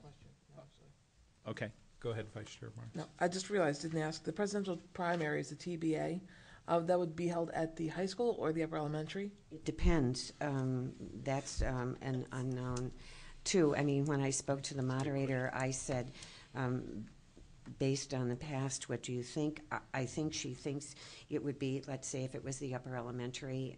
On the other hand, we have a unique situation because we don't have an incumbent, and so I think she just did not want to say at that point in time, but I think the leaning is toward the upper elementary. It would be the smaller site rather than the larger site. Because I know that we have a deal, I'm using that term very loosely, that we would open up the high school for November elections. Right. And so this would be outside of that, so I know you brought it up, and I'm like, well, what does that have to do with the calendar if we're at the upper elementary school? But I think, however, if the moderator were to come back and show a history of these types of primaries where both seats are open, right, and polling numbers for those years, that she wanted to make a case for the high school, that we would take that information in, and potentially, depending on a decision from this table, it could impact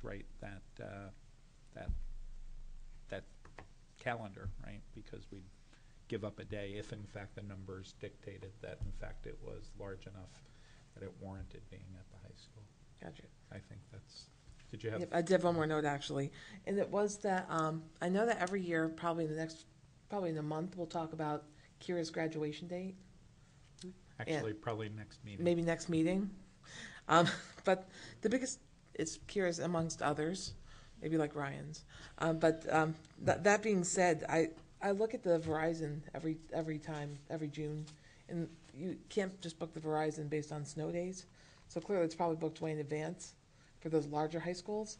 So is there a reason we can't set a graduation date in a calendar. So, like I said, I know a lot of families come from out of state and it becomes a big event. So, it's always been asked of me, and I figured it was a good time to ask.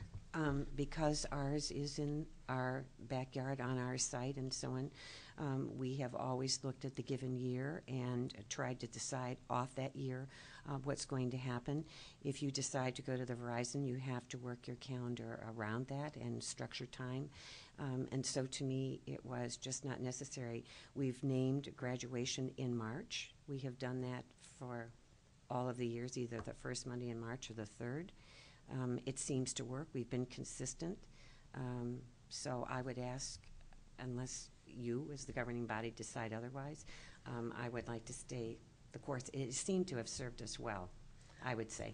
I always find that people with graduating seniors always, it seems like by Christmas, they're asking when graduation is to us. Like, you're on the board, when's graduation? I'm like, I don't know. We haven't talked yet.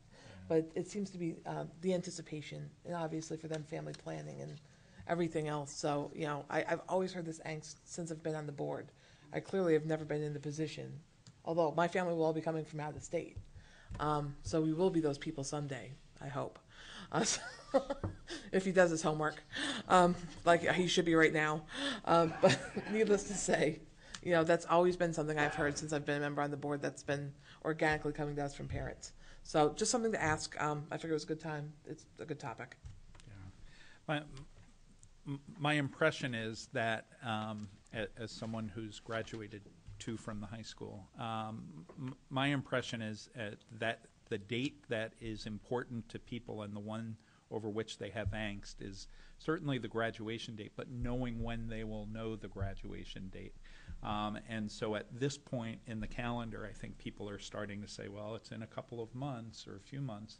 I'd like to know when it is so I can begin planning. And the fact that we're doing it, I think we're leaving folks ample time to plan. I had no issues, and a number of people come from out of state. Having 2+ months to plan a trip, I think, is ample time. I think it's when will I know is really the thing that they have angst over, and our ability to share that, I think, is important. So the fact that it is the next meeting for anyone who's tuning in, March 16th, you'll know when graduation is scheduled for, I think is important.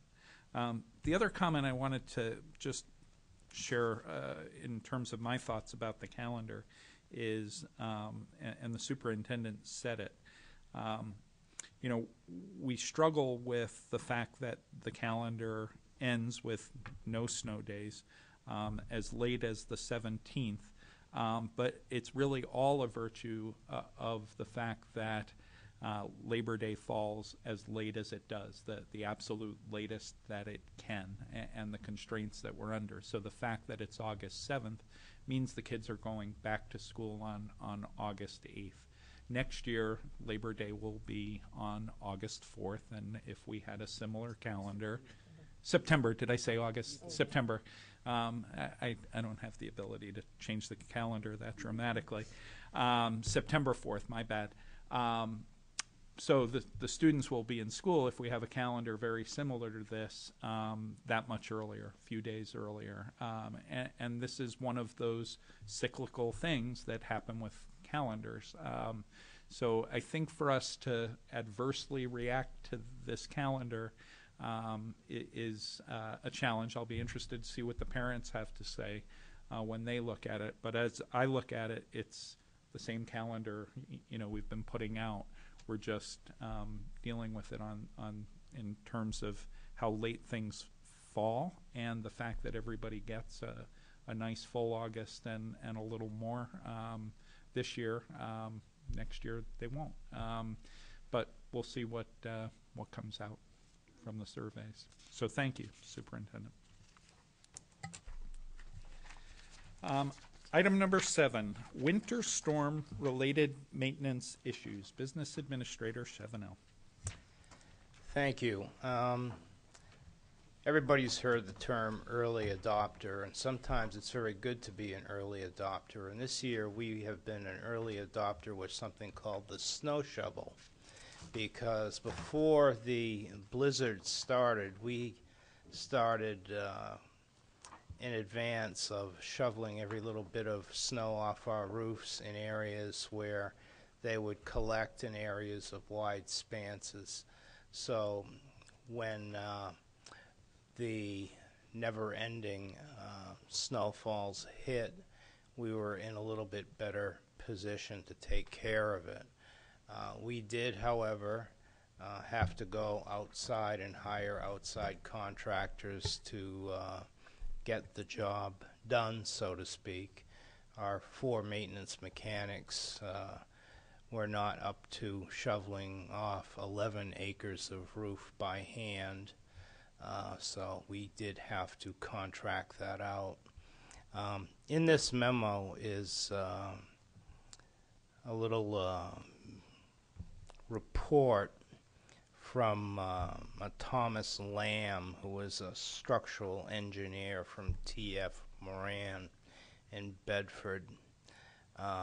Before I get into that, I was told by an architect once that Merrimack doesn't build schools, they build bomb shelters, meaning that the quality of the construction and the rigidity of the construction is such that it'll last pretty much forever. As you know, every school is block on the inside, brick on the outside, and steel bar joists and concrete, so you can feel fairly satisfied that snow loads that we have, that we take care of, will not be affecting anything structurally as in other districts. However, we did in Reed's Ferry School have a crack in the wall, and so once we were notified by Mrs. Yarlott of that crack, Tom and I, Tom Tussaud, went over to witness the crack. And it was in the back of the building, the one where the road goes behind, right near an area where there looks like there should be a set of triple doors. And I guess that was put there in anticipation of an addition being put on the school years and years ago. But that's neither here nor there. We looked at the crack, and it was there in the past. You could tell somebody tried to do a little patch job on it, and it had widened a little bit and split again.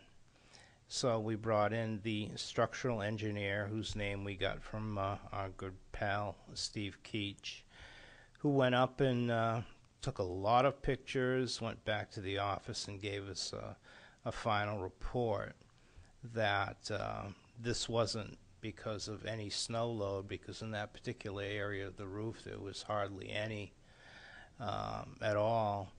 But it's more of a function of varying materials and how they expand and contract according to the weather conditions. You know, on the inside of the building you have the warmer masonry block, the good old 8x16 block that anybody can pick up at Home Depot with steel bar joists going through it and grouted, cemented together. And then on the outside we have brick that's a different material. And then top that off we have a concrete beam on top of the building tied into the steel bar joists. In this section of the building, it's the older section of the building. So when they built back then in the 70s, they didn't really take into account the expansion and contraction of these different materials at different rates. Now if you look at, you go to the middle school. Next time you're up at the middle school, take a look at a wall. What you'll see is, you'll see overlapping brick like this, and then you'll see a row of brick that just butts up against one another. And in that vertical seam is not grout or mortar, it's a latex epoxy that holds everything together that allows those walls to expand and contract because it's going to happen naturally. In this section of the building at Reed's Ferry School, there were found to be no expansion joints present because it was part of the original build. So when you have a building with no expansion joints and you have movement, it will have a tendency to make its own expansion joints. And so when we looked at this, we deemed it not structural, not an issue, just something that needed some minor repair with looking forward to the future to perhaps alleviate this issue if needed, if it becomes a problem. I wouldn't go and do anything right now at this point in time, but if it becomes a continued problem, then we may want to put in some expansion joints in some particular areas. But right now, with one crack in this room and a corresponding crack on the other side, in that one particular area, I wouldn't think that anything to be of any concern right now. The walls that they were in weren't of a structural kind of nature anyway, and they went around a curve, followed a grout joint, and then just kind of went through a brick and stopped. So it was just something we wanted to bring to your attention, that we're aware of everything that these buildings do, every creak and moan and whatnot. And as far as our roofs go, they are in very good shape and have been very well prepared for the winter that we have had, and hopefully for the winter that we will continue not to have, you know, getting into March, so we can set that graduation date. So just an update on the state of the roofs and the crack situation we had at Reed's Ferry School. If there's any questions, be glad to take them. Thank you. Mr. Schneider. Two questions, sort of dollar related. Was the cost that you incurred to bring not the contractor, but the subcontractors in to clean the roof that our own maintenance staff couldn't do? Was that something that you normally?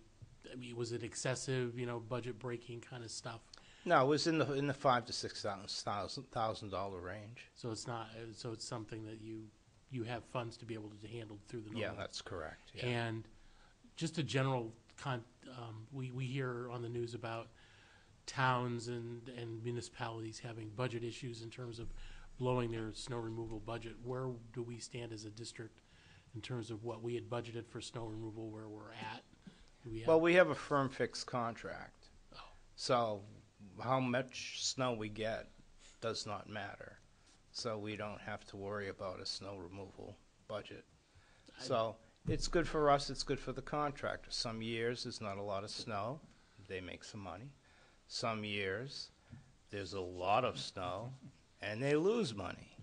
And so this is one of those, we lose money Not years. They do. They lose yeah, money. Right? Correct. So as we drive our children to school in the mornings and we see new mountain ranges that are around here, these are constructed at a cost that we've paid for, and they don't cost us any extra for the new scenic. The mountains tourism. are free. Mountains Yes. are free. Okay. Mm-hmm. Thanks. Or not over budgeted. Any other questions? I will say CSSI is our contractor on this. They do all our snow removal. Excellent company. We've had a terrific rapport with them and relationship with them. And we hope to continue that relationship well into the future. They're a great partner and a great resource, and they're there, in a second when you call them, when you need them for anything. So we appreciate them and our work with them over the years. That's it. Wonderful. I had, before we conclude this, just one quick question. I found the report to be extremely illuminating. I learned a lot about how they're constructed and what can happen with temperature fluctuations. The question I have is, I just wanted to make sure I'm reading this sentence properly, and perhaps there's a word I don't understand then. The second to last paragraph on page 2 of the report, we suggest that the cracking be temporarily repaired by repointing the mortar joints where large cracks exist. Oh, sure. Repointing? What is repointing? Yeah. Customarily, it's just taking the existing grout and getting rid of the loose grout, and then just placing new grout in and smoothing it all over. You'll see that done with some really, really old buildings, and it's giving all the joints and the mortar joints another coat of mortar, and it really looks great once the old building is done. It gives it a good facelift, but Okay. that's what repointing I is. wanted to make sure I understood, because Yeah. I know of the process, just not by that name. So that was very Yeah. helpful to me. And I just want to commend everyone involved, even though after the fact, right, we know that there was no structural issue. I just want everyone to know, and it reinforces the fact we made earlier about student safety, that every precaution was made once these cracks were identified to remove students from that area of the building until we in fact ascertained that it was in fact safe. So I want to commend everyone involved for being diligent in that regard. Yeah, it's something we never take for granted. Tom Yeah. and I talked, and we said we have to do something immediately. Yeah. So, thank you. No, thank you. That takes us to item number 8 on tonight's agenda, Planning Board outcome relative to the intersection of Madeline Bennett Lane and Old Blood Road.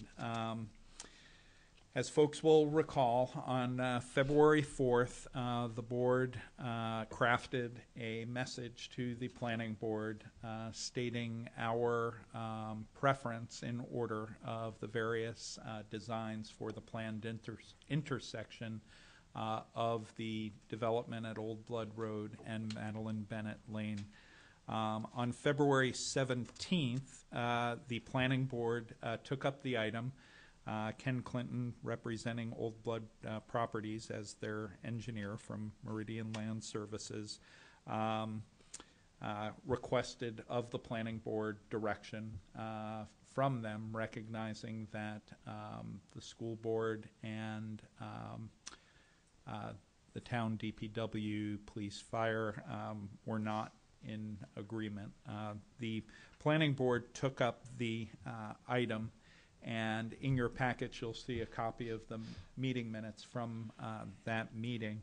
The pertinent piece of information here is, and I'll read it, the board voted 6-1-0 to direct the applicant to design the Madeline Bennett Old Blood Road intersection with the sweeping curve, in quotes, layout as submitted, with one stop at the exit to the middle school driveway, on a motion made by Desiree Fault and seconded by Nelson Disco. Alastair Milnes voted in the negative. It's a very brief paragraph. They probably discussed our memo and the Parnow report for a good hour and a half of the meeting before coming to this, what I would say, disappointing decision, seeing as this was option 6 of our 6 options that we presented and explicitly said not acceptable to the school board. So I wanted to provide that update. I encourage anyone who hasn't had a chance to watch the meeting to watch it on Merrimack TV. It was rather interesting. I appreciate Alastair Milnes' support of the Parnow report, the traffic engineer who had suggested the school board's preferred option, and Chairman Bob Best, who also took that up quite seriously. So this was really more informational for the board. I don't know if there's any comment. Mr. Schneider. My only comment is that in watching and I was disappointed when watching it. My only comment is to the testimony that was given during that meeting. My hope was that those that gave testimony during the meeting would have observed the environment that they gave testimony on,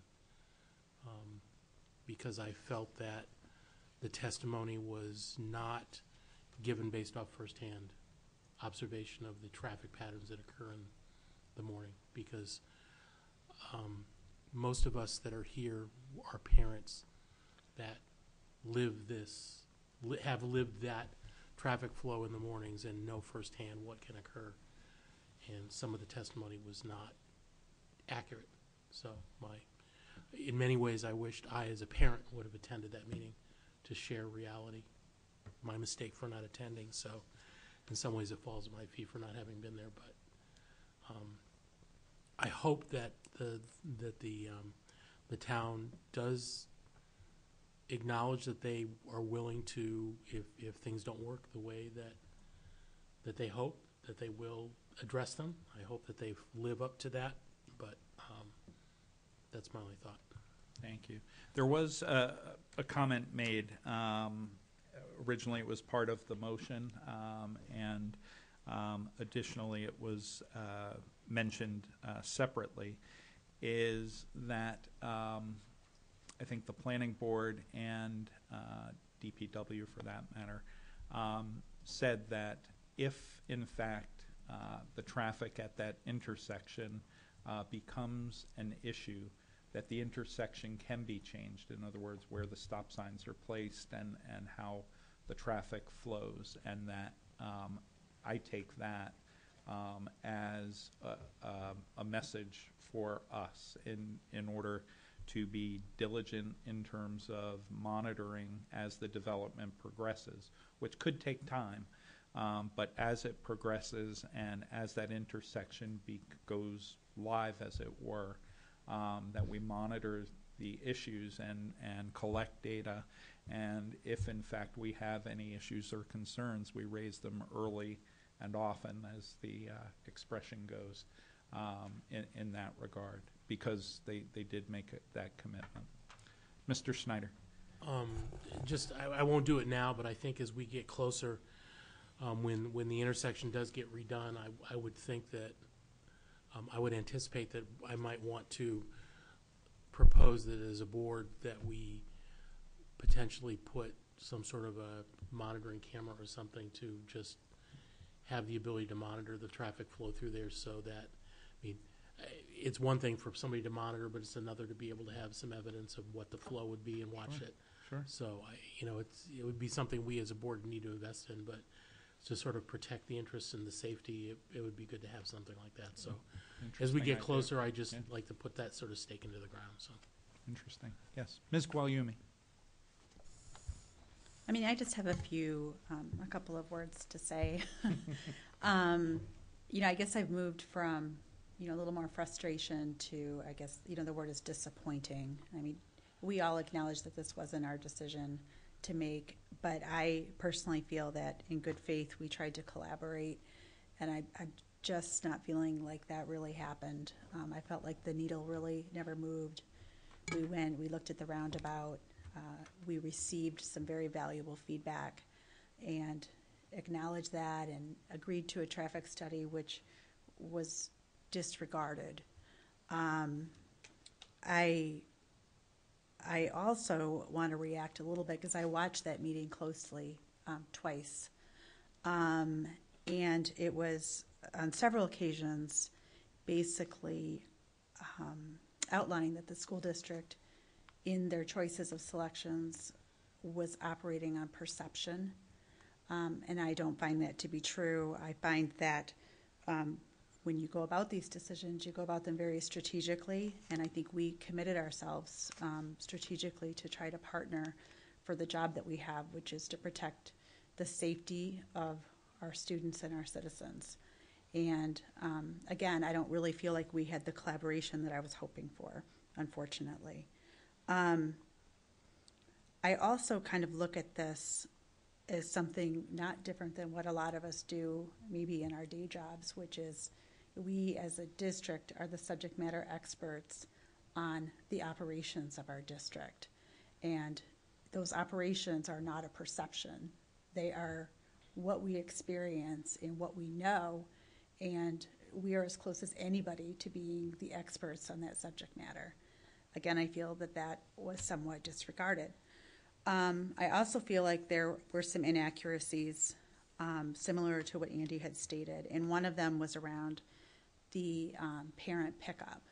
I felt like it was diminished the number of parents in the count that actually do participate in the pickup, and I know that in other subjects, such as the paving of parking lots, we've stated publicly, and it's been analyzed, that the parent pickup is continuing to increase.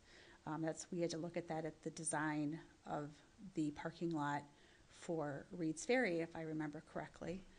And also, it's not my experience as a parent. I go occasionally to the James Master Cole Upper Elementary and pick up my child, and I see quite a few parents there, more than just a couple or a handful, and it was even stated, I think, earlier when we were talking about the voting and how we need to accommodate that group of people. So there are a number of records where there's just quite a few people that are doing parent pickup.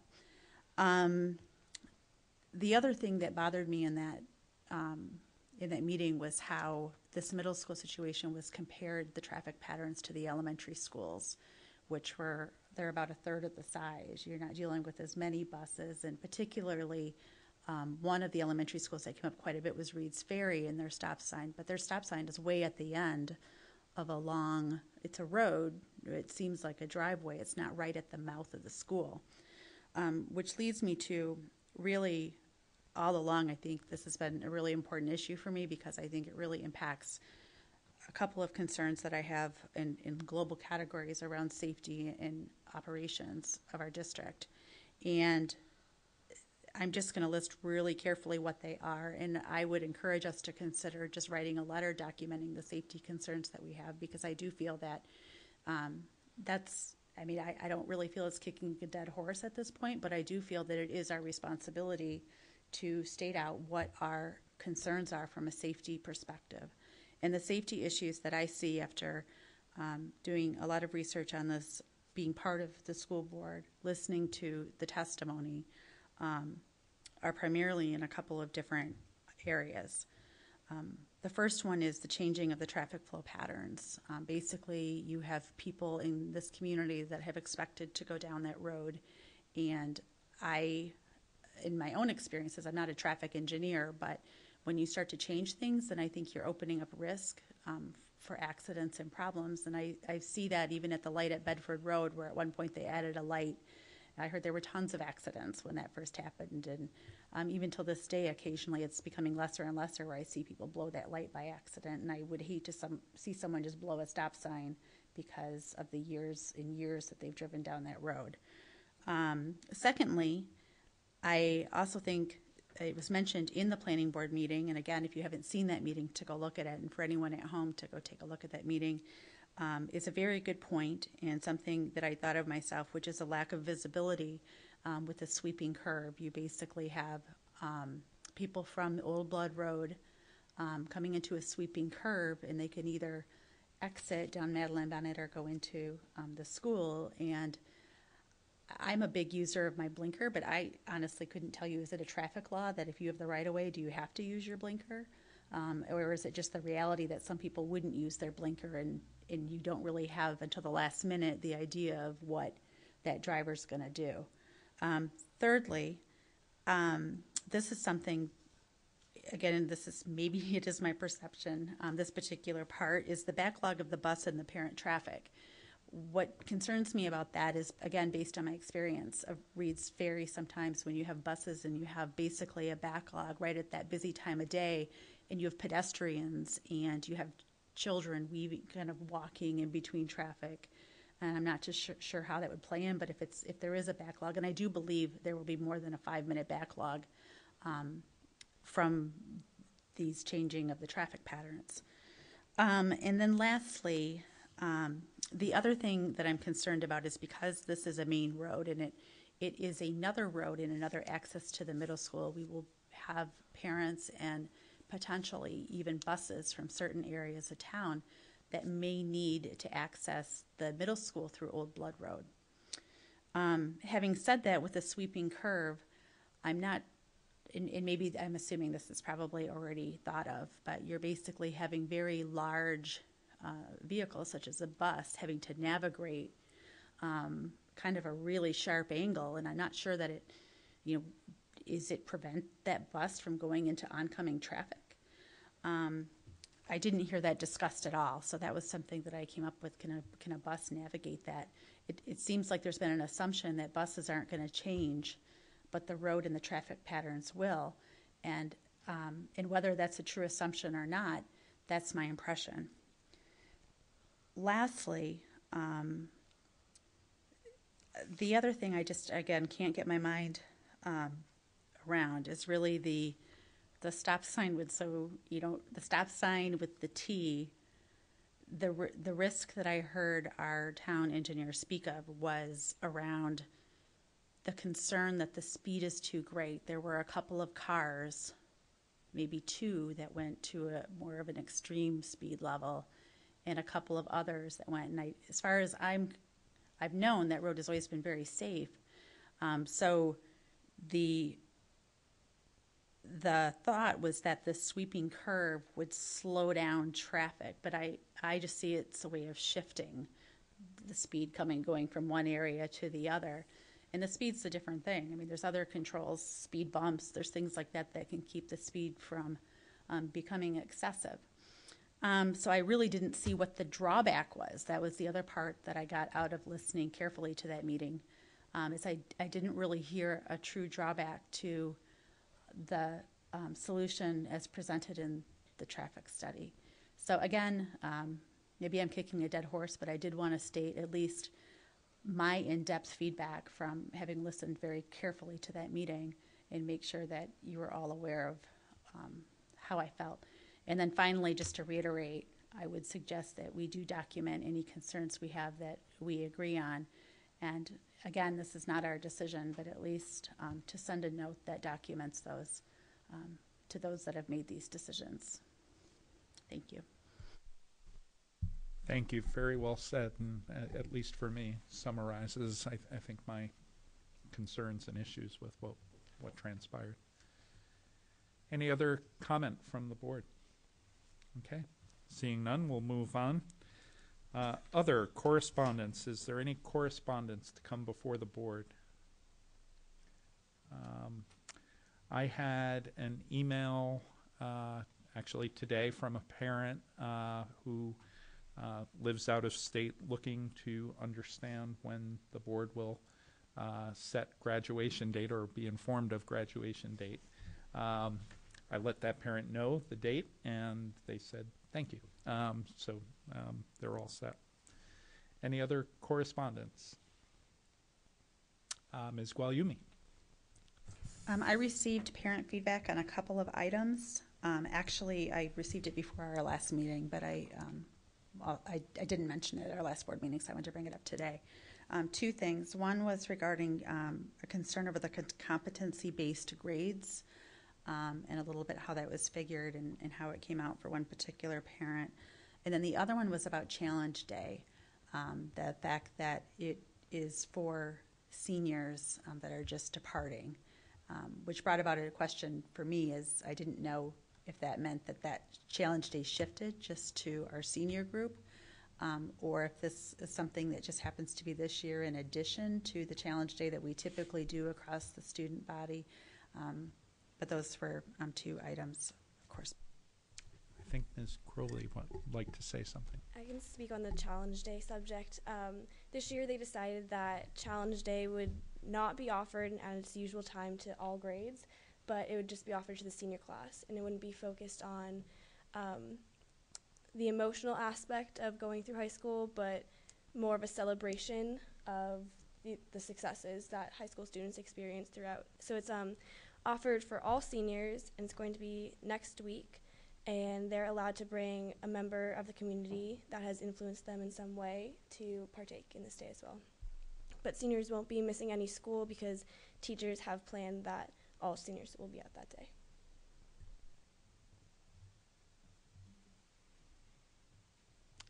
Any other correspondence?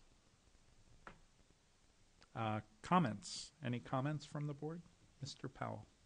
I just wanted to remind you that I will not be at the next board meeting because I will be traveling for business. Thank you. Any other comments? I have to look both ways sometimes. Just making sure. Yeah, the sweeping curve. I have one update to share. Some time ago, the board discussed the O'Gara tennis courts and the fact that the town council had petitioned the federal government for an alternate use designation, having voted not to invest in the courts on O'Gara. And at our last joint meeting, which was referenced earlier tonight, the time frame in which they were hoping they would have an answer from the state, from the federal government, was roughly the March timeframe. And so we extended an invitation to the council to meet toward the end of March to have a joint meeting, with that largely as the issue. I had sent that invitation not long after the meeting in which we discussed it. And I think between both the town council chair and myself both having scheduled surgeries within that time frame, we traded some messages and finally caught up, in fact, this afternoon. The town council chair shared with me that they have not yet heard back from the federal government through, again, I assume federal government delays, and that the ability to meet in March is very difficult. As folks know, the council is very much tied up with this whole Kinder Morgan pipeline. There's a public meeting going to be held at the end of March over in the APR with Kinder Morgan in attendance, and in order to resolve the issue. And so the timing of the meeting does not make sense. The town council chair said that as soon as they do hear something from the state and the federal government, that they will let us know. I reiterated to her that the district's interest, we recognize that the council has voted not to invest in that property. We, however, are very interested in the determination of the federal government in terms of some alternate use, because it then impacts what we can do together, but certainly, you know, with their final decision as it relates to the easement on that property and what we can then do in terms of modifying that agreement and or doing something with that property. And she understood that. So I wanted to provide that update to the board. Any other comments from the board? Okay, seeing none, I'll move to item 10, new business. Any new business? Ms. Gualiumi. Oh, sure. Comments. I just wanted to thank you for mentioning that Kinder Morgan meeting. Because I know that's something the town council was really trying to get out. If you saw a recent town council meeting, they were going to send a mailer to a bunch of citizens. So could you repeat that date one more time? I'm not sure I know the date. Oh, I believe it's March 27th, 26th. I think that's Yeah, Okay. I just knew late March. All right, I thought I heard you say it, so. Yeah, March 26th, I believe is what it is. And it will be over in the James Mastrocola Upper Elementary APR where we were talking about voting earlier. All right, thank you. You're welcome. I was going to say, you just said APR, and we have a couple. So Yeah, yeah. Good stuff. I think it's 8 o'clock at night, too. Yes, I just want to point out that our deliberative session is Wednesday night. yes. Thank yeah. you. Yeah, that too. Which now takes us to item number 11, committee reports. I always go to Ms. Crowley first. Okay. So our winter pep rally, which is usually held the week before February vacation, was canceled due to our canceled or delayed school days. As with our student Congress meetings, they've been canceled for the last 2 months, but will reconvene on Thursday. Dylan Bolio won the title of the 2015 Mr. MHS with Italian exchange student Riccardo Petrilli as the runner-up.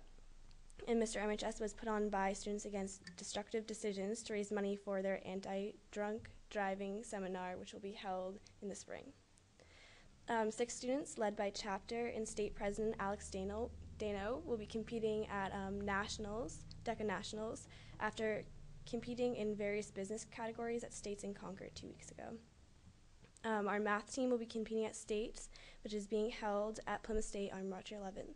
And National Honor Society will be hosting a dodgeball tournament on March 17th at the high school gym. And each team will be comprised of at least 1 girl and 1 boy, as well as a staff member. Wonderful. Thank you. We'll just work our way down. Ms. Guglielmi. So the deliberative session on Wednesday, the 4th, immediately following the deliberative session, the Budget Committee will be meeting immediately following that.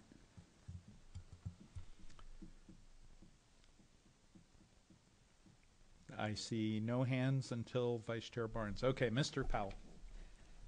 Last Friday, the 27th, the Town Center Committee met, and there was much discussion regarding a sign that will be placed at the Merrill Marauders footbridge, which is below and cannot be seen from the Merrill Marauders highway bridge. So that is going to be happening in the spring. And they're also, now that the springtime is coming and the thaw is coming, they're going to be staking out areas on the bog behind the fire station where the bridge that will connect with the path that we deeded or ceded to them, that'll be happening in the next few months.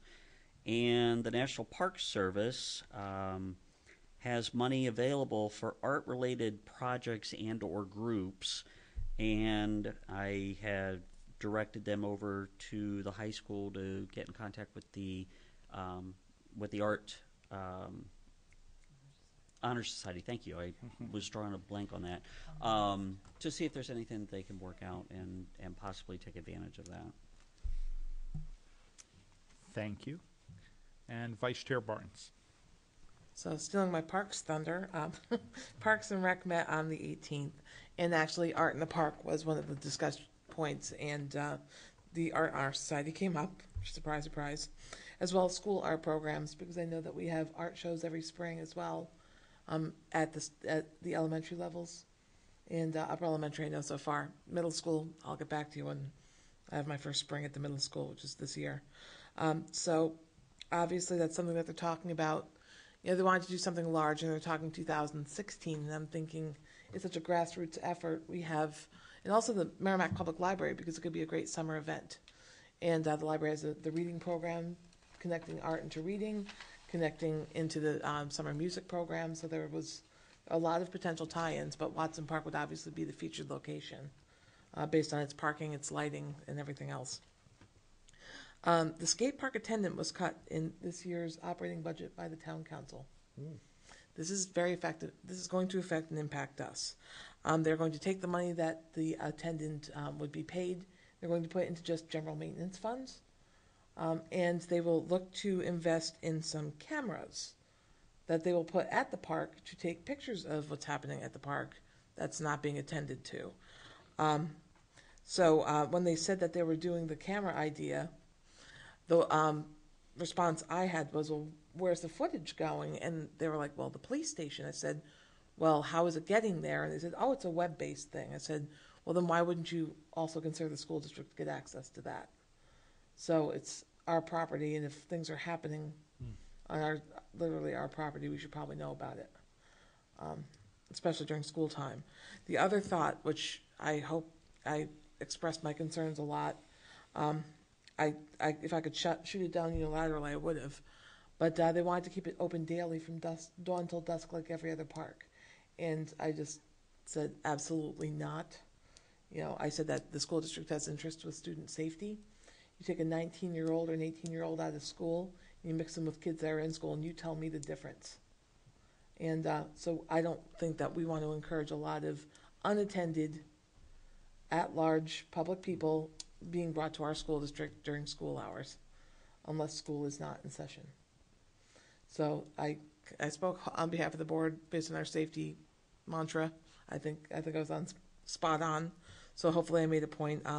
We're very lucky actually on Parks and Rec that Mr. Jadari is actually the MYA rep now, and he is of course in the upper elementary school physical education teacher, and so he was definitely supporting that sentiment, because we also have the Master Call Elementary School right across the street, and of course the upper elementary attached. So there are way too many impacted students to consider such a rogue effort. Unfortunately, the skate park attendant is gone. I don't think that's up for discussion. The question is, what are we going to do about it? So that joint meeting, I was happy you brought it up. I'm now unhappy you brought it up because I didn't like your answer. I'll be honest with you. Because Just I think, the messenger. just the messenger, because I think there's a lot to talk about. The other thing I asked to advocate for the district was if we can get information on their intent to maintain O'Gara this year using their operating and maintenance budget. Obviously, it's involving the DPW. Things like the parking areas, things like the basketball courts, because they're not necessarily getting maintained. The last time nets were put up at those courts, they were done by public or private citizens. They went out, bought their own, and put them up themselves. So I'm not seeing any money going in there unless it was about the skate park. So I think we need to have a candid conversation. Mm-hmm. I think opening communications with Matt Kasparius and of course the town manager is appropriate in the short term, but I think the town council needs to understand our concerns and the fact that we have a business to run as far as educating students, and some of the stuff doesn't match up. If I can give a good news, I don't think the Easter egg hunt is the 28th of March in Wasserman Park, and that's done with Parks and Rec and Merrimack Friends and Families. On the 17th, while the planning board was doing what we didn't like, I was at Greater Woods, and we met to talk about basically upcoming spring projects. Obviously, we have to get through mud season first before we can even get on the trails, other than finalizing some signage. That being said, there's some areas where trails kind of develop from usage, not necessarily from development, but they're viable trails now, and some of them actually lead into school district property. And since they are being trafficked, I've directed them to speak to Matt Chevenel to get appropriate signage about the do's and don'ts on the property regarding firearms, motorized vehicles, etc.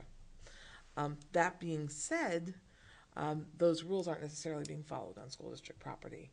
So I think we need to have further conversations with Merrimack Police, the Conservation Commission, as we've started to open our dialogues, that ATVs are coming on the property, and what can we do about enforcement? So, because the tracks are there, the evidence is there, sometimes you can even see the people there. And sometimes they'll have game cams that they're privately owned, but some members have them, they'll put them out, and they'll shoot where they know things shouldn't be happening and watching them happen. So some of which are people we know of, and we know who they are, and we know what groups they belong to, and they're not following the rules. Wetlands, school properties, the whole 9 yards. Okay. So I think we need, to have more dialogue. They're not taped meetings, so I can only give you the highlights, but we need more discussions with these key players. Okay. And that's Thank all I you. have. Thank you. So that concludes committee reports. That takes us to item number 12, public comments on agenda items. Seeing none, we will take a moment to sign the manifest, and I will entertain a motion to adjourn. Made by Vice Chair Barnes, seconded by Mr. Schneider. All those in favor say aye. That motion carries 5-0-0. Thank you, everyone. Good night.